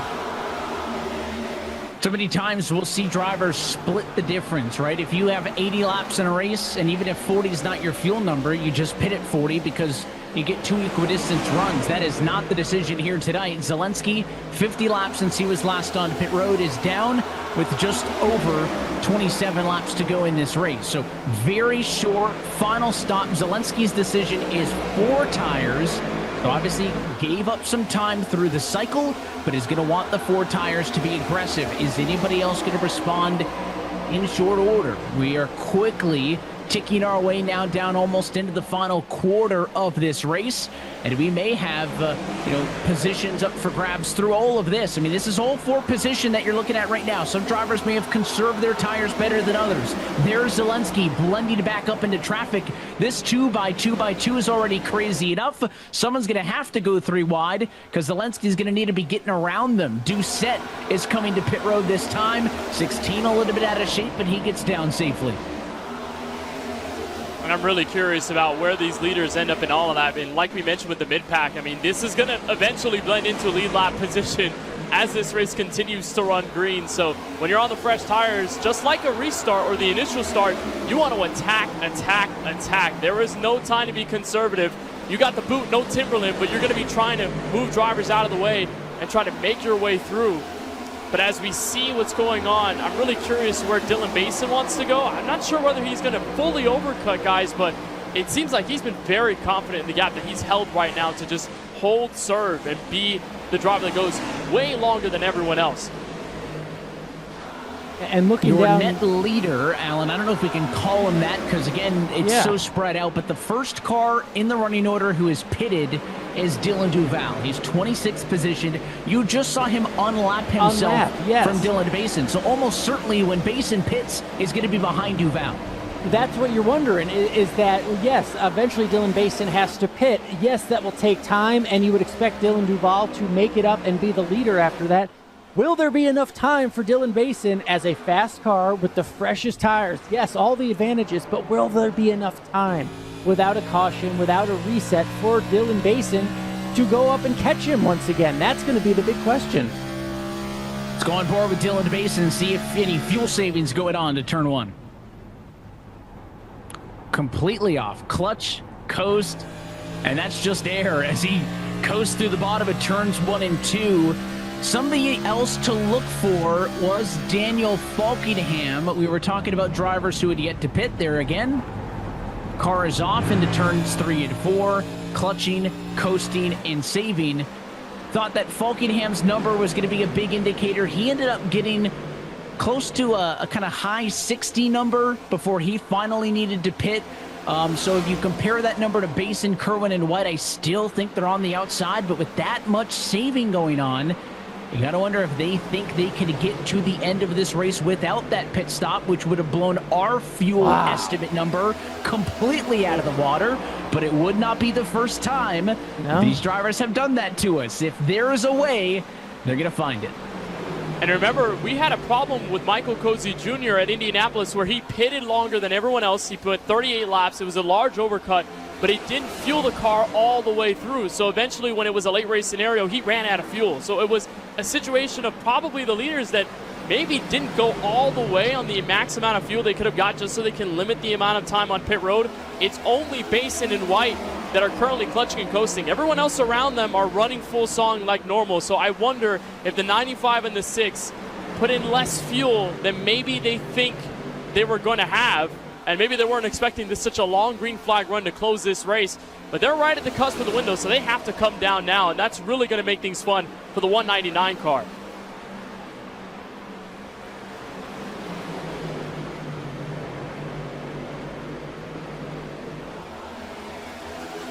So if you remember with Falkingham, one of the drivers who pitted early, stayed out. Again, he got to like a 68 or so. That was absolute max and he needed to pit. Everybody who you're looking at in your top 20 right now have been out there for 58 laps. There's been no cautions. There's been no opportunities to save fuel. So they're already getting close to our estimated pit window of around 61 laps. Remember, Falkingham got to 68. That was with the yellow to save a little bit of fuel. So you take all those factors in mind, it does not seem like there is any avenue for all those drivers with the last pit stop lap of 24 or 23, almost certainly no way for them to go to the end. So you're looking at trying to get a splash to the end. That's kind of the flip side, right? Typically, if you go for the overcut, we're talking about you're going to have the fresh tires at the end. You're therefore going to have the faster race car. If you go so close to the end, Alan, where we're talking about pitting in the final 10, in the final 5, you're looking for a splash. You may not have the fastest car at that point because you're not going to have that much time in the box to get the tires to give that advantage. It's all going to be about efficiency and getting just enough fuel. That's look, I'm no crew chief, I'm no veteran racer when it comes to strategy, but we're seeing the best cars, the fastest cars all night, kind of taking themselves out of the offensive position. I don't understand exactly what's going on here. To see how this plays out is going to be super interesting because there will be fast cars and quality drivers coming from behind, and you're taking all the advantage out of your car, speed, tires, what have you. It feels like you're taking that away if you're Dylan Basin right now. There's only 15 laps to go, and you still have to pit. At least the numbers say so. And I can't imagine the heart rate, guys, for Dylan Basin. As a rookie, this is your strongest race of the year. You're leading by a solid margin, and you're faced with probably one of the more open strategy plays we've seen all season long. I can't imagine how high the heart rate is for Dylan Basin, how nervous he may be. I'm sure his team is trying to calm him down and get him in the right place. I'm sure they have their plan figured out. But as a rookie in this series, with how competitive it is these days, I can't imagine the emotions behind Basin trying to close this one until the end on strategy. It'll be a weird analogy, but trust me with this one, all right? When I was young, my mom always told me be a leader, not a follower.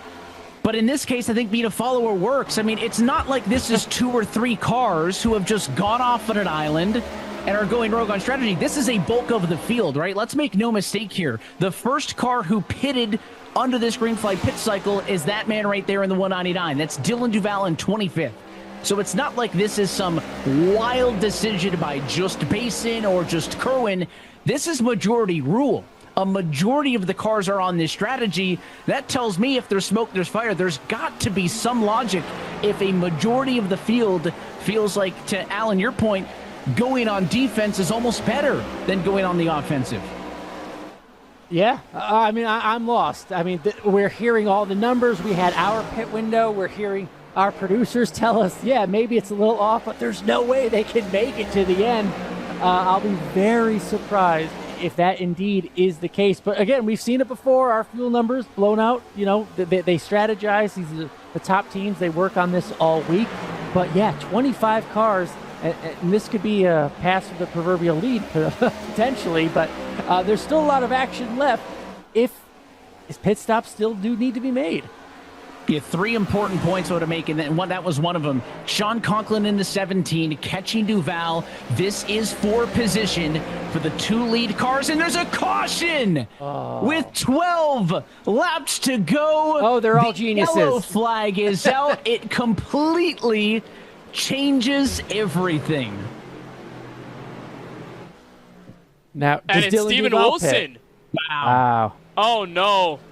I mean, we talk about power loss for Wilson. Had to drive from Brian LaPrade's rig already on a day that has been so unpredictable for him.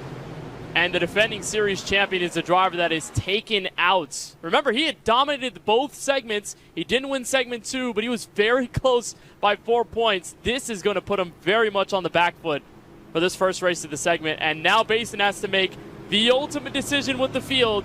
Now they can make it. It's going to be all a drag race to the end.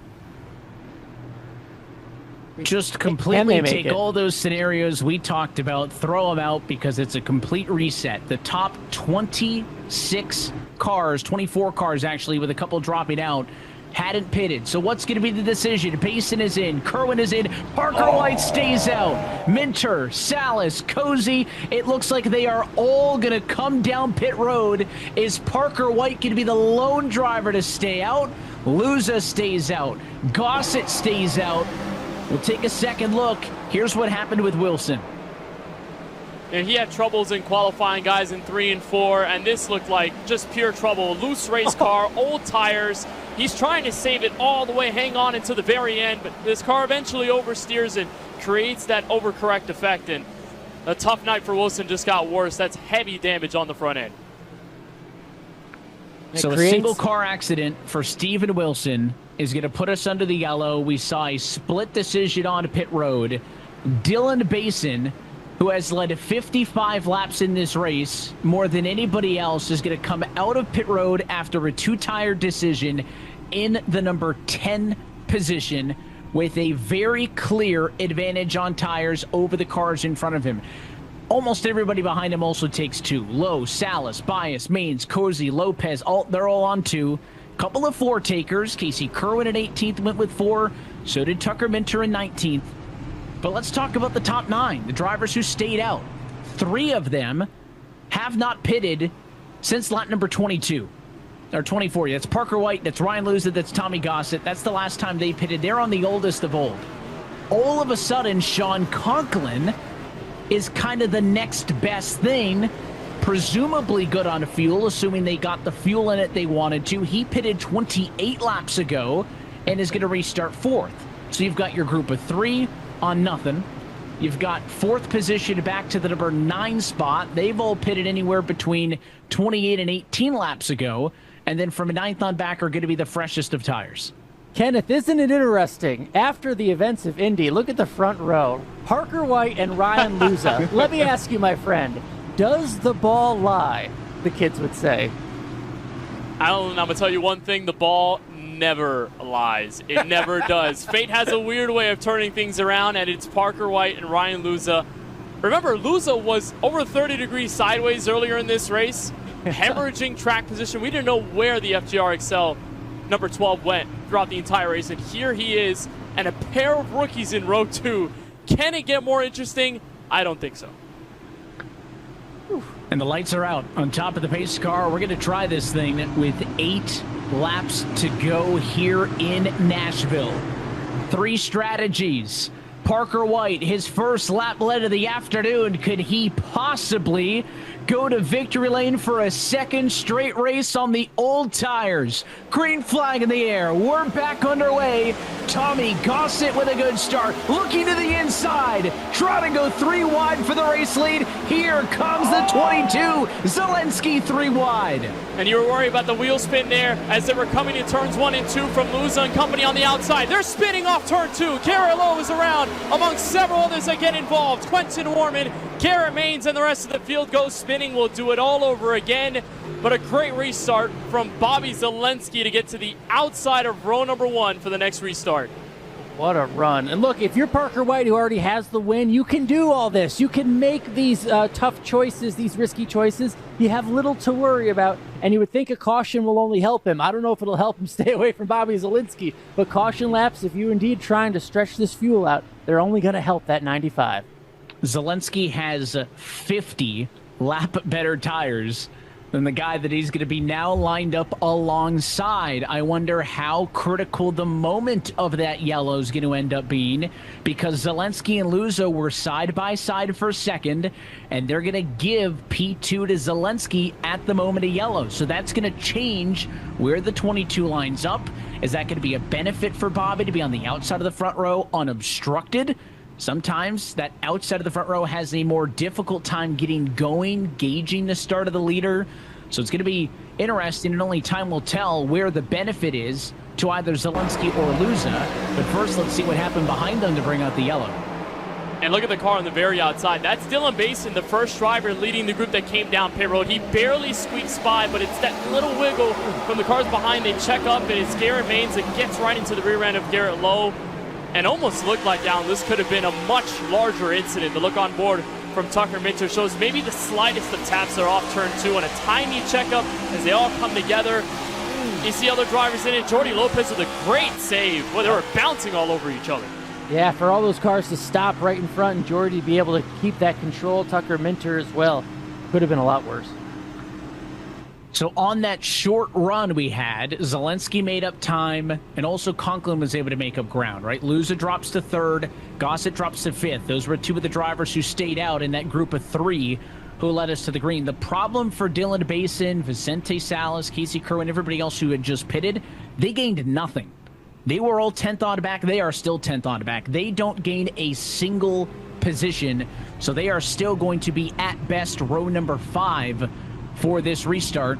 And obviously the challenge gets that much more daunting for them because they needed something. Looked like Basin was primed on the outside to gain a bunch of spots there. Ended up in the fence. Caution comes out. And again, they're just stagnant. There is no progress for the drivers on the freshest of tires. And Parker White, now with the lights out, going to be set for a restart with 4 laps to go, to where if we get another caution between the restart and the white, we'll be talking about another race headed to eNASCAR overtime. Yeah, there's a lot of frustration for Basin and all those cars that gambled on the idea of coming down pit road. Every passing restart is a chance for the older tire cars to equalize, because that fresh tire advantage just slowly chips away when you're stopping and going and repeating the cycle over and over again. So you saw what Basin was doing. I mean, outside 4 wide, that's what you have to do now. And I can imagine these guys are probably all up in arms with Tommy Gossett. Went for the lead on the restart before, and they've got a chance to have a good finish or win tonight. Hey, that's a live look at the Vegas Inferno watch party in the bottom right-hand corner. Tommy Gossett, their driver, sitting in the number 5 position. Could the rookie get it done? We have not seen a rookie win in this eNASCAR Coca-Cola iRacing Championship Series for 43 races, the longest such stretch in series history. Previous long was a stretch of 25. Can they overturn that? Is it going to be White, Zelensky, or none of the above? It's a restart with 4 laps to go. Green flag in the air. It's a good jump for the 95. How does he fare as they head to 1 and 2? I was very curious about where Bobby Zelensky was going to land on that restart, and I predicted if he was going to go on the outside and stick with Parker White, he's going to take the lead. There's contact. It's Basin around. Connor Euroshak, Vicente Salas in it, and the rookie who had this win in the bag on strategy was leading it all. It's a heartbreaking end, a spin on the back straightaway. We'll do it again.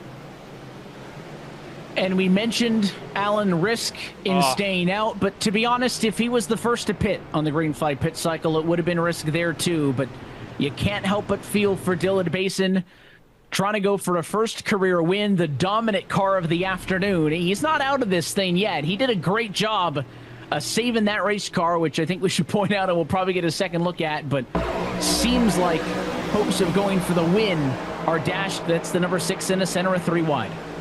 Yeah, tough. And they just put you in the back of the strategy, put you in this position right toward the end with the untimely cautions and just 3-4 wide. Oh, ends a good race for Dylan Basin. Good car, great effort tonight. Probably won't get the win. They'll be thinking about this strategy call for a long time.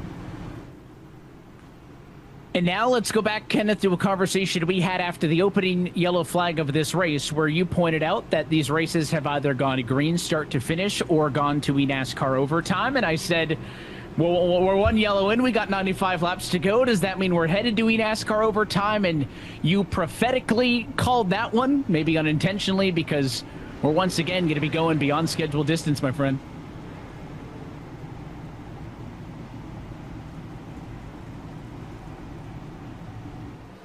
He is speechless. Yeah, what I was probably saying was probably something I shouldn't say on there. I mean, put me on a guillotine at this point with the luck I've had on calling these kinds of things. It's just a thing where one of those yellows turns into another, and then, again, like we always say, cautions breed the cautions, and everyone's aggressive. I mean, Basin and them on the fresh tires, they're telling themselves, if I don't gain positions now, I mean, this race is over. I mean, I'm going to have to do whatever I can to even gain a few at the end of turn 2 on a restart, and they needed the last few restarts to go all the way green. It didn't happen, so you just put yourself in that mindset, and the aggression turns up to the point where it's 3 and 4 wide, and like we saw earlier, a small mistake is going to carry other drivers into it. Now I really want to know if Bobby Zelensky can learn what Parker did on the last restart. He got kind of faded out in turn number 1. I was thinking if the 22 got alongside the 95, it was going to be a proper fight on the back straightaway. I wonder if Zelensky's going to have that in the back pocket now. Yeah, I was wondering about the tires that he has on, as we are going to go to overtime here in the eNASCAR Coca-Cola iRacing Championship Series.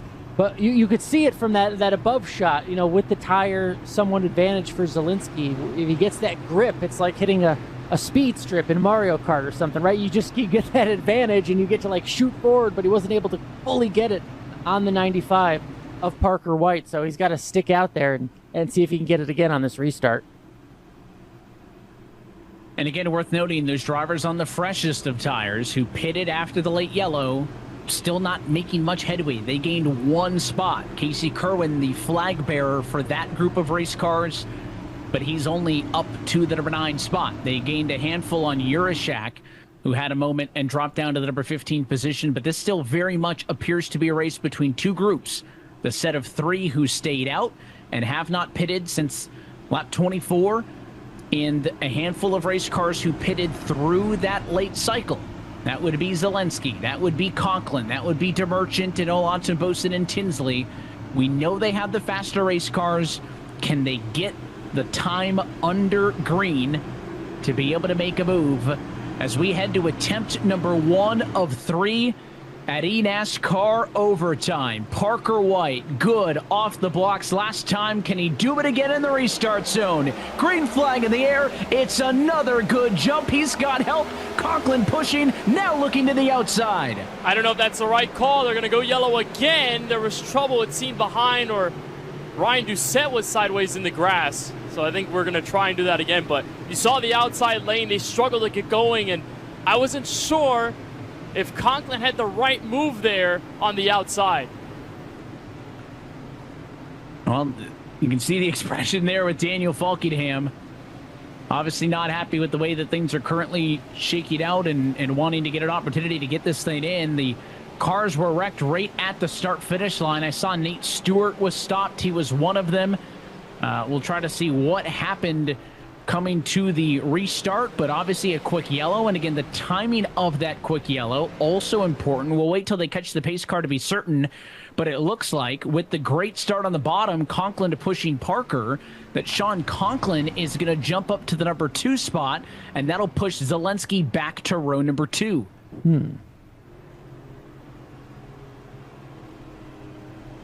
That's great for Zelensky. I mean, it feels a little bit frustrating when you're on the outside. You feel like you have the restart nailed, but then that lead car, they have so much power. They can just launch off the gate so quickly, and then you're kind of playing defense in the run-up to turn 1. So this is what happened. And again, I mentioned old tires in Nashville. It's a concrete surface. It's been a hot track temp all night.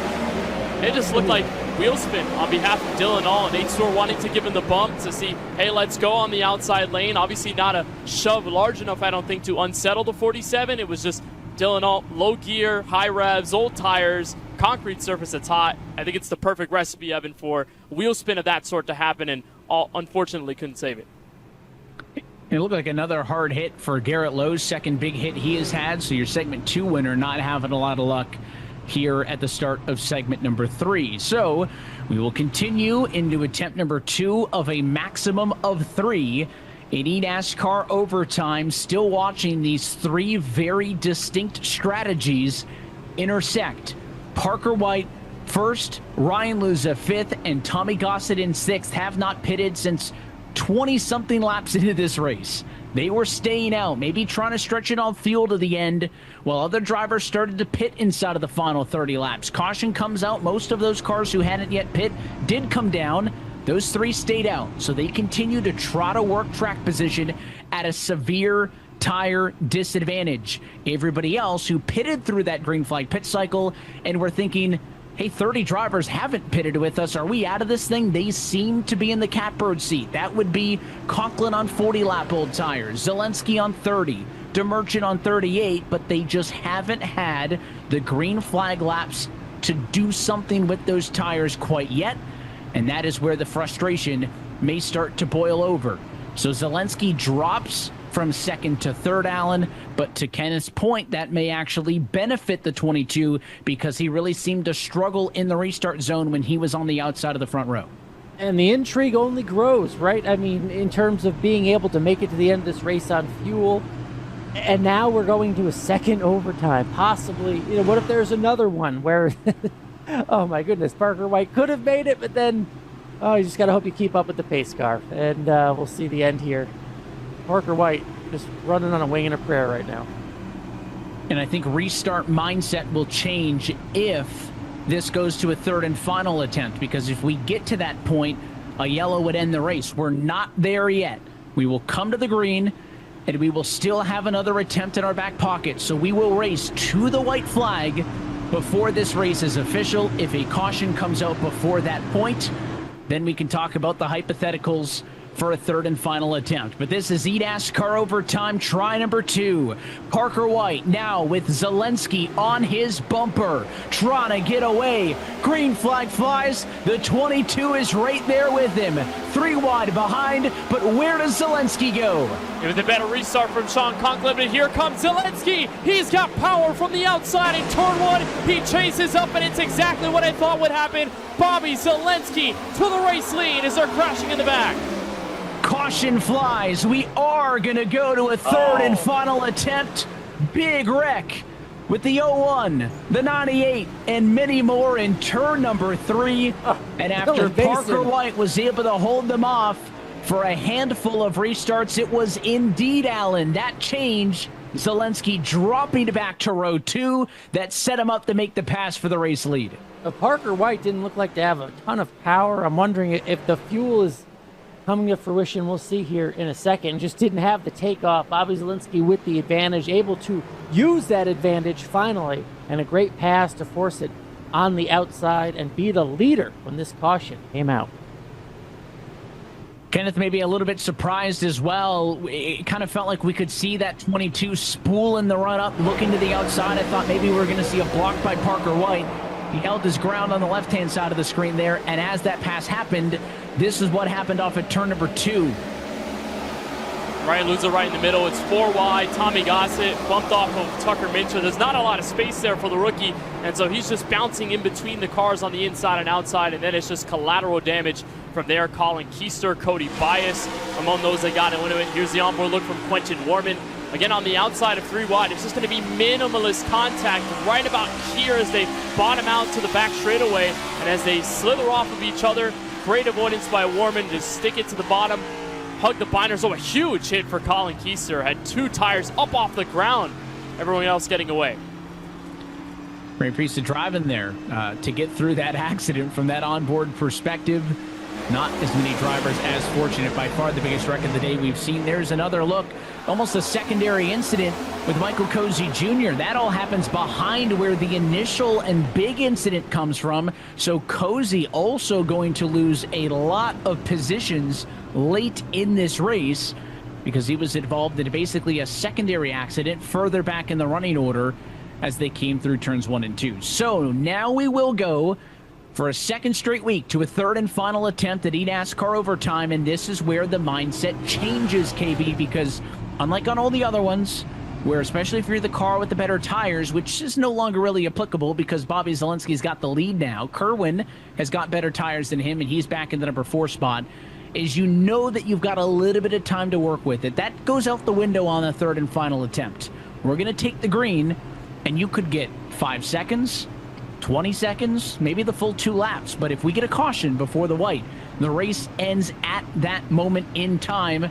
I guess I'll preface by saying, assuming everybody's got the fuel to get all the way to the end of this race, Parker White has not pitted in 84 laps. That may be a concern. So with that in mind, how do you change the mindset if you're a Conklin, a White, or a Kerwin, knowing that you can't really try to set anything up? You just got to go. You just throw it all and hope it sticks, I think, if you're Sean Conklin. But at the outside needs to have a good restart. I think that's what helped Bobby Zalenski a little bit. You know, when he got the inside, he had such a big run. Sean Conklin was able to hold him off. But I think if the 17 is able to play a little bit of that quarter panel game and be on par with the 22, and that's your best chance when you just throw it in the corner and hope it works. I mean, we've seen the outside, especially now on old tires, the track that's rubbered in, it's worked a lot more. So I think it's still going to play a huge role if you're able to pinch the car on the bottom. It's just now with 2 laps to go on an overtime restart, you got to have it on the restart. This is the moment to win or lose in a race like this. And I think they need some laps to get there. They need time, but Kerwin and DeMerchant, the freshest tires, they've been able to climb their way to the number 4 and 5 spot. It's the final try at the Nashville Superspeedway eNASCAR overtime number 3. Green flag flies. Zalenski's got a car length and a half to turn 1. Beautiful jump by Zalenski to get right in front. Conklin has to defend against Parker White, and the rest of the field shuffling off turn 2. They're going to be 3 wide for about 4th place. Tucker Minter on the outside. Everyone trying to keep it clean to the white flag.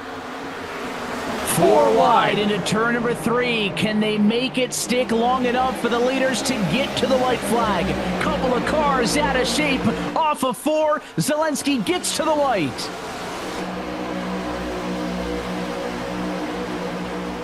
It's all down to this. Sean Conklin going to try to get his best career finish in 2nd place. What a drive from Bobby Zalenski, guys, to go from 17th to start this race to try and lock up a 3rd win this year. Kerwin's got the tires, but he's going to run out of time. The fight's going to be for 2nd place behind Bobby Zalenski, 3-time winner in 2026. The happiness.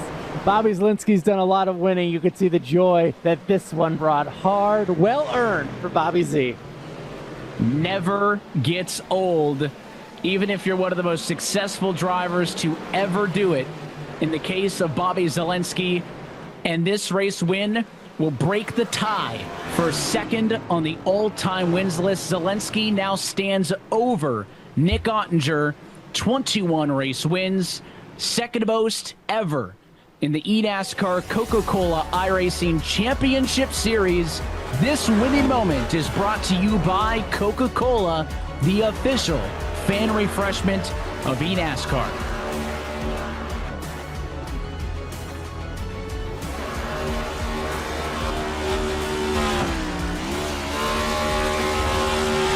Let's take a look at your Coca-Cola move of the race, and it comes from eNASCAR overtime number 2. Lined up on row 2 and 3rd. Good on the bumper, and then moves his way to the outside to go for P1. He had the tires, he had the power, Allen, a gorgeous move off of turn 2 and pinched Parker White low enough to take the lead. Well earned. It's one, you know, you have to have the situation to do it, but you also have to execute it. Bobby Z did that tonight. Let's take a look at your Coca-Cola full race results. Bobby Zalenski leads just 6 laps on a route to victory lane as he gets race win number 3 in 7 starts here in 2026. Casey Kerwin took those tires late. It looked like he was out of it in overtime 1. In overtime 2, got all the way to second, and Sean Conklin, career best with the number 3 spot, so close to breaking the rookie win drought in this championship series. Tucker Minter's the number 4 spot. He does not get the Nashville three-peat. He's ahead of Seth the Merchant, who comes home in 5th, with Olaton Bosin, Lopez, Parker White, Blaze Crawford, and Michael Guest, your top 10. 11th goes to Wyatt Tinsley, a strong run over the course of the race. Quentin Warman in 12th, Zach Novak back in 13th. How about eRacer? Pair of top 15s for Seth Knoll and Logan Helton. Daniel Falkingham back in 16th with Garrett Lowe, Matthew Morton, Kenny Brady, and Garrett Maines to wrap up tonight's top 20. And bad nights, if you look at the drivers in 22nd and 23rd, because they started this race in 2nd and 3rd. But it does not come together for Salas and Duval. They lose a ton of spots in the end to end up back here. Ryan Luza thought that maybe he was going to have an opportunity to win this race. Came back from a big moment early. 25th is where his night settles. And then Steven Wilson in the number 29 spot just could not recover from that mistake in the qualifying effort. We talked about him not being able to race from home in somebody else's rig, and just a rough night for the 77. And then Ryan Doucette, top 30. Nate Stewart, Donovan Strauss. I mean, these are plenty of drivers that got involved in late race incidents. Dylan Basin among one of them. Had the lead before the caution came out in the long green flag cycle. Michael Cozy Jr., 34th. Blake Reynolds, 35th. And then you get to drivers who had the bulk of damage tonight. Colin Kieser, a big crash. Tommy Gossett, Malik Ray, all the way down to Sebastian Marin, who had connection issues to finish in 40th tonight. It's a look top to bottom at your Coca-Cola full race results. Let's head down to Victory Lane with Bobby Zelensky, Alan. So much to talk about with the winner. Bobby Z, we're talking again with you as the winner. Let's talk about that move of the race. You're sitting there in 3rd on the inside. You have to execute. You had the advantages, but what'd you have to do to get it done and get the lead? I tell you what, I was just happy I got that damn caution. I never get those. I mean, last week I was around top 5 all race. I was kind of fine with it. I'm like, fair, it's Indianapolis. And we have a caution with like almost 1 to go. And then I don't have fuel, and then it ends up being a bad result. So today I was like, oh, it happened again, except, I misread the strategy a bit. I didn't put fuel, so I had to pit, and I didn't think everyone would make it on tires. And we got lucky. So then I was just like, this is an absolute win if we just finish top 5. I actually need points. It's gone so damn bad in July. But a win. Right when I made it 3 wide on that first restart to get to Parker, I'm like, oh, I'm pretty much on new tires here. I got to be really aggressive. And we were able to split him and Sean on the ultimate important restart. And man, I'm just happy. Ever since we got destroyed for the win at Dover, I've just had a bad stretch of finishes. So it's a good start to the segment too. Is that, I mean, sometimes you make it look easy, Bobby. You could see the happiness and joy out of this win, and you've done a lot of winning. We'll talk about that in a second. But why is this one so much fun or exhilarating right now? I mean, anytime you win is fantastic. I've actually I love the concrete tracks. I really wanted to win Dover. I'm like, all right with this track, but I always just tend to go well here, or stuff tends to go well for me here. So, any win that you got to be really grateful for, but especially because I'm like 15 points ahead of the 21st cut line, which has never happened to me in my career, being like that much in danger. So I'm like, I got to be safe in this race. I got to like do the right things. And then I end up doing some accidental crazy strategy that wins it. So we gotta fix that. But I mean, anytime you win one of these races, I mean, you're just grateful for it, and you know what it means. It's more playoff points, chance to win the title. Yeah, and quickly, 2nd all-time in the eNASCAR Coca-Cola iRacing Series in wins. It's you and you alone now in 2nd. Quickly, what's that mean to you? Yeah, I guess I never really thought of it. I mean, I just want to keep ranking up those wins, man. I never thought I'd be able to catch Ray, and who knows, right? I mean, Ray might come back and start dominating, right? So I also got to stay ahead of Steven. So we're just going to be happy we got this many, and yeah, I haven't really thought about it because all I think about is win that damn championship that has eluded me. So we're just going to keep focus on that. Going to show up next week at Richmond and try to do the same thing we did here today. Yeah, just grateful to everybody Bobby at ERA. Zielinski. Yeah, a I'm focused talking too Bobby much, Z. but Look go. out. All good, my friend. You got the win. Tell everybody you want. Good stuff tonight. Congrats to Bobby Z. Kenneth? I'm joined by the driver who finishes third tonight. RFK Racing's Rookie of the Year so far lines it up with a career-best third in the Mayhem at Nashville. Sean, tell us how special this finish feels to you, career-best third at the Checkered. It's incredibly special. I've never been so happy but so sad at the same time. It's a really, really weird feeling that I don't wish on anybody. It's hard to know what to feel right now because I think if we just pinched a little bit harder on that restart there, we had it. I didn't need to run that wide of an arc because Parker was on such older tires. But it happens, I learned from it for sure. Absolutely, we'll learn from it. But yeah, it was right there in front of us, but I never would have expected to finish third after qualifying the way we did, and we were running pretty good through the field. Just we got lucky there with that yellow and needed the pit. I couldn't make it on fuel, so I kind of thought our race was over there, but we were able to stay out and keep position. I figured they would wreck a lot back there, so just try to hold on to as many spots as we can, but I never would have thought that we even had a shot at a win.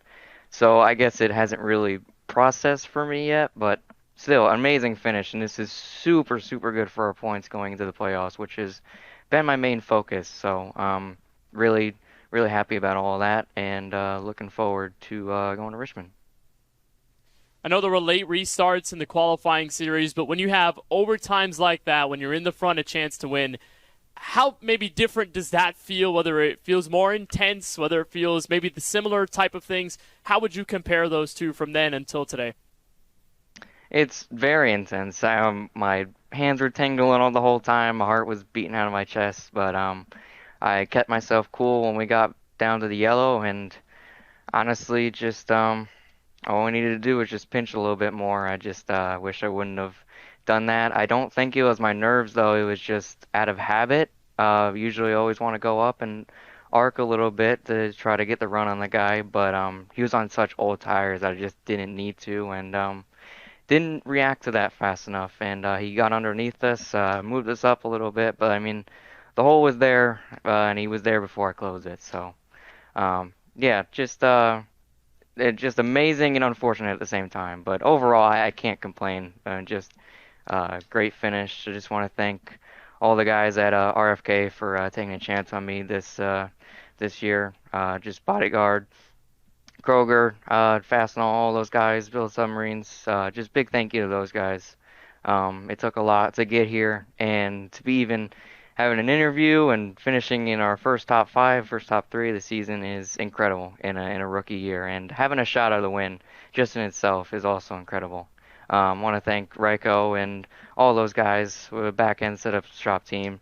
An amazing car, best car we've had all year. We're able to make a ton of passes tonight. Not as many as the tires wore out, but we were able to gain 10 spots before all that stuff happened. And yeah, it was just overall great night. Thanks to everybody that made this happen. We've got a bit of time to decompress and calm down the nerves, but a career-best third-place finish. Congratulations at the end, Sean. Evan? It was a great effort from Sean Conklin there at the end as well. Dylan Basin, they both put in an effort to try to break the longest rookie winless drought in series history. Unsuccessful, and instead we're talking about a little bit more history out of the Bobby Zielinski camp. So here's where things stand in the playoff standings with 2 races to go in the regular season. And because we have another repeat winner, not only does Zielinski now break a tie with Wilson for the top seed going into the playoffs, that would be, of course, 5 more bonus points into the opening round of the playoffs, but it means that at least 4 positions on points are now guaranteed for the postseason. So if you're Urashak, if you're Conklin, yeah, the hot seat is the number 10 position, but if you can get a little bit further away, you might feel a touch better. Yeah, with everything that's gone on, I mean, I think that with the chaos of this season and how sort of top-heavy it's been, I think if you're anywhere near the top 10, you feel a little bit lucky in that sense. And we saw how close Casey Kerwin and Femi Olatunbosun were coming into this race. They were 2 points separated from each other relative to the cut line, -6, -8. Now they're basically at the same mark, 6 points between 10th and 11th. It's just bounced up multiple times, and I think the surprise of the top 10 has been fun to see over the season with 2 pretty much wild card races at a short track and a super speedway left to go. And all the names on the right-hand side still in contention, Alan. You've pointed it out that because we still have the win in, you're in, but you need to be a top 20 driver in points to be eligible. If any of those names on the right-hand side can't point their way in, a race win over the course of the next 2 weeks would put them to the left-hand side. So Casey Kerwin in that +6 position, the man currently sitting in the hot seat. Yes, and he just moved over to that left side for this race, with the strong run, with setting the pole and having a good finish for it there at the end. I look at the right side of that, though. Femi has been strong at times throughout this year. Jordy Lopez, of course, Zach Novak. Dylan Duval looked like he could be in a position tonight. So strong names can still get these checkered flags.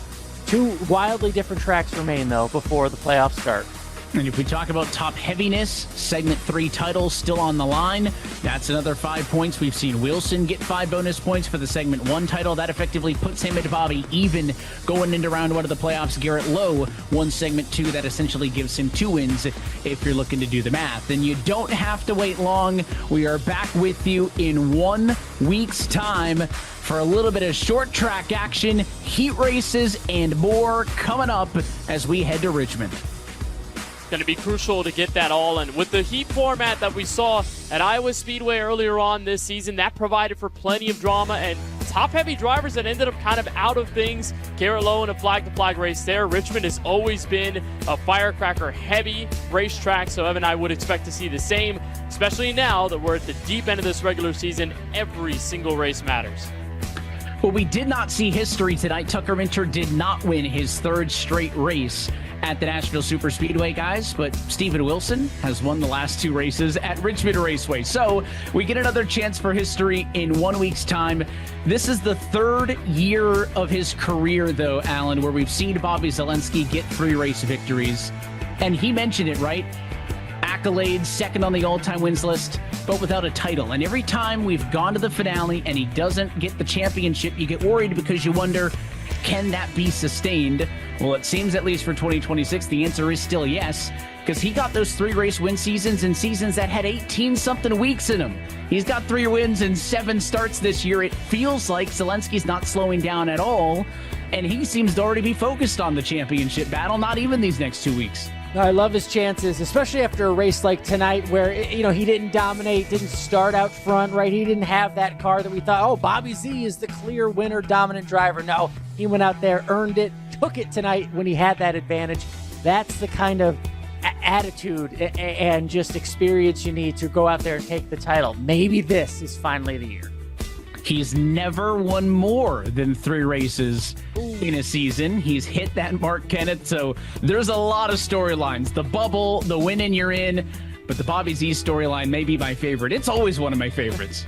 And yeah, like you said, when you don't have the championship, there's always the question of, is the window closing for the peak of a driver, especially in esports? I mean, even iRacing and other esports alike, young drivers and turnover rates happen really quickly compared to real life. So to see Bobby still in this form is incredibly impressive. And like his emotions told us in the interview, 2nd on the all-time wins list to the top driver ever in Real Palace. So I think that it's incredible. I think it still means so much to him, and the emotions definitely told you after this win from Nashville that was well earned at the end. It was another exciting end, a little bit more history in the record books, and we've got 2 more races to go until we are ready to fight for a championship here in 2026. Until then, that's going to be it for us here tonight from Nashville. On behalf of our entire team at iRacing, NASCAR, and your broadcast crew tonight, for Joe Peak, Ryan Vargas, Alan Cavana, Kenneth Bueno, and myself, Evan Pasoko, I want to say thanks for tuning in, and we'll catch you for round number 8 next Tuesday, August the 4th, from iRacing's virtual Richmond Raceway. That race and every race of the eNASCAR Coca-Cola iRacing Championship Series can be found right here on the iRacing Esports Network. Until then, good night from the Volunteer State, and congratulations to Bobby Zalenski, who for this moment in time, 2nd winningest driver in eNASCAR Coca-Cola iRacing Championship Series history.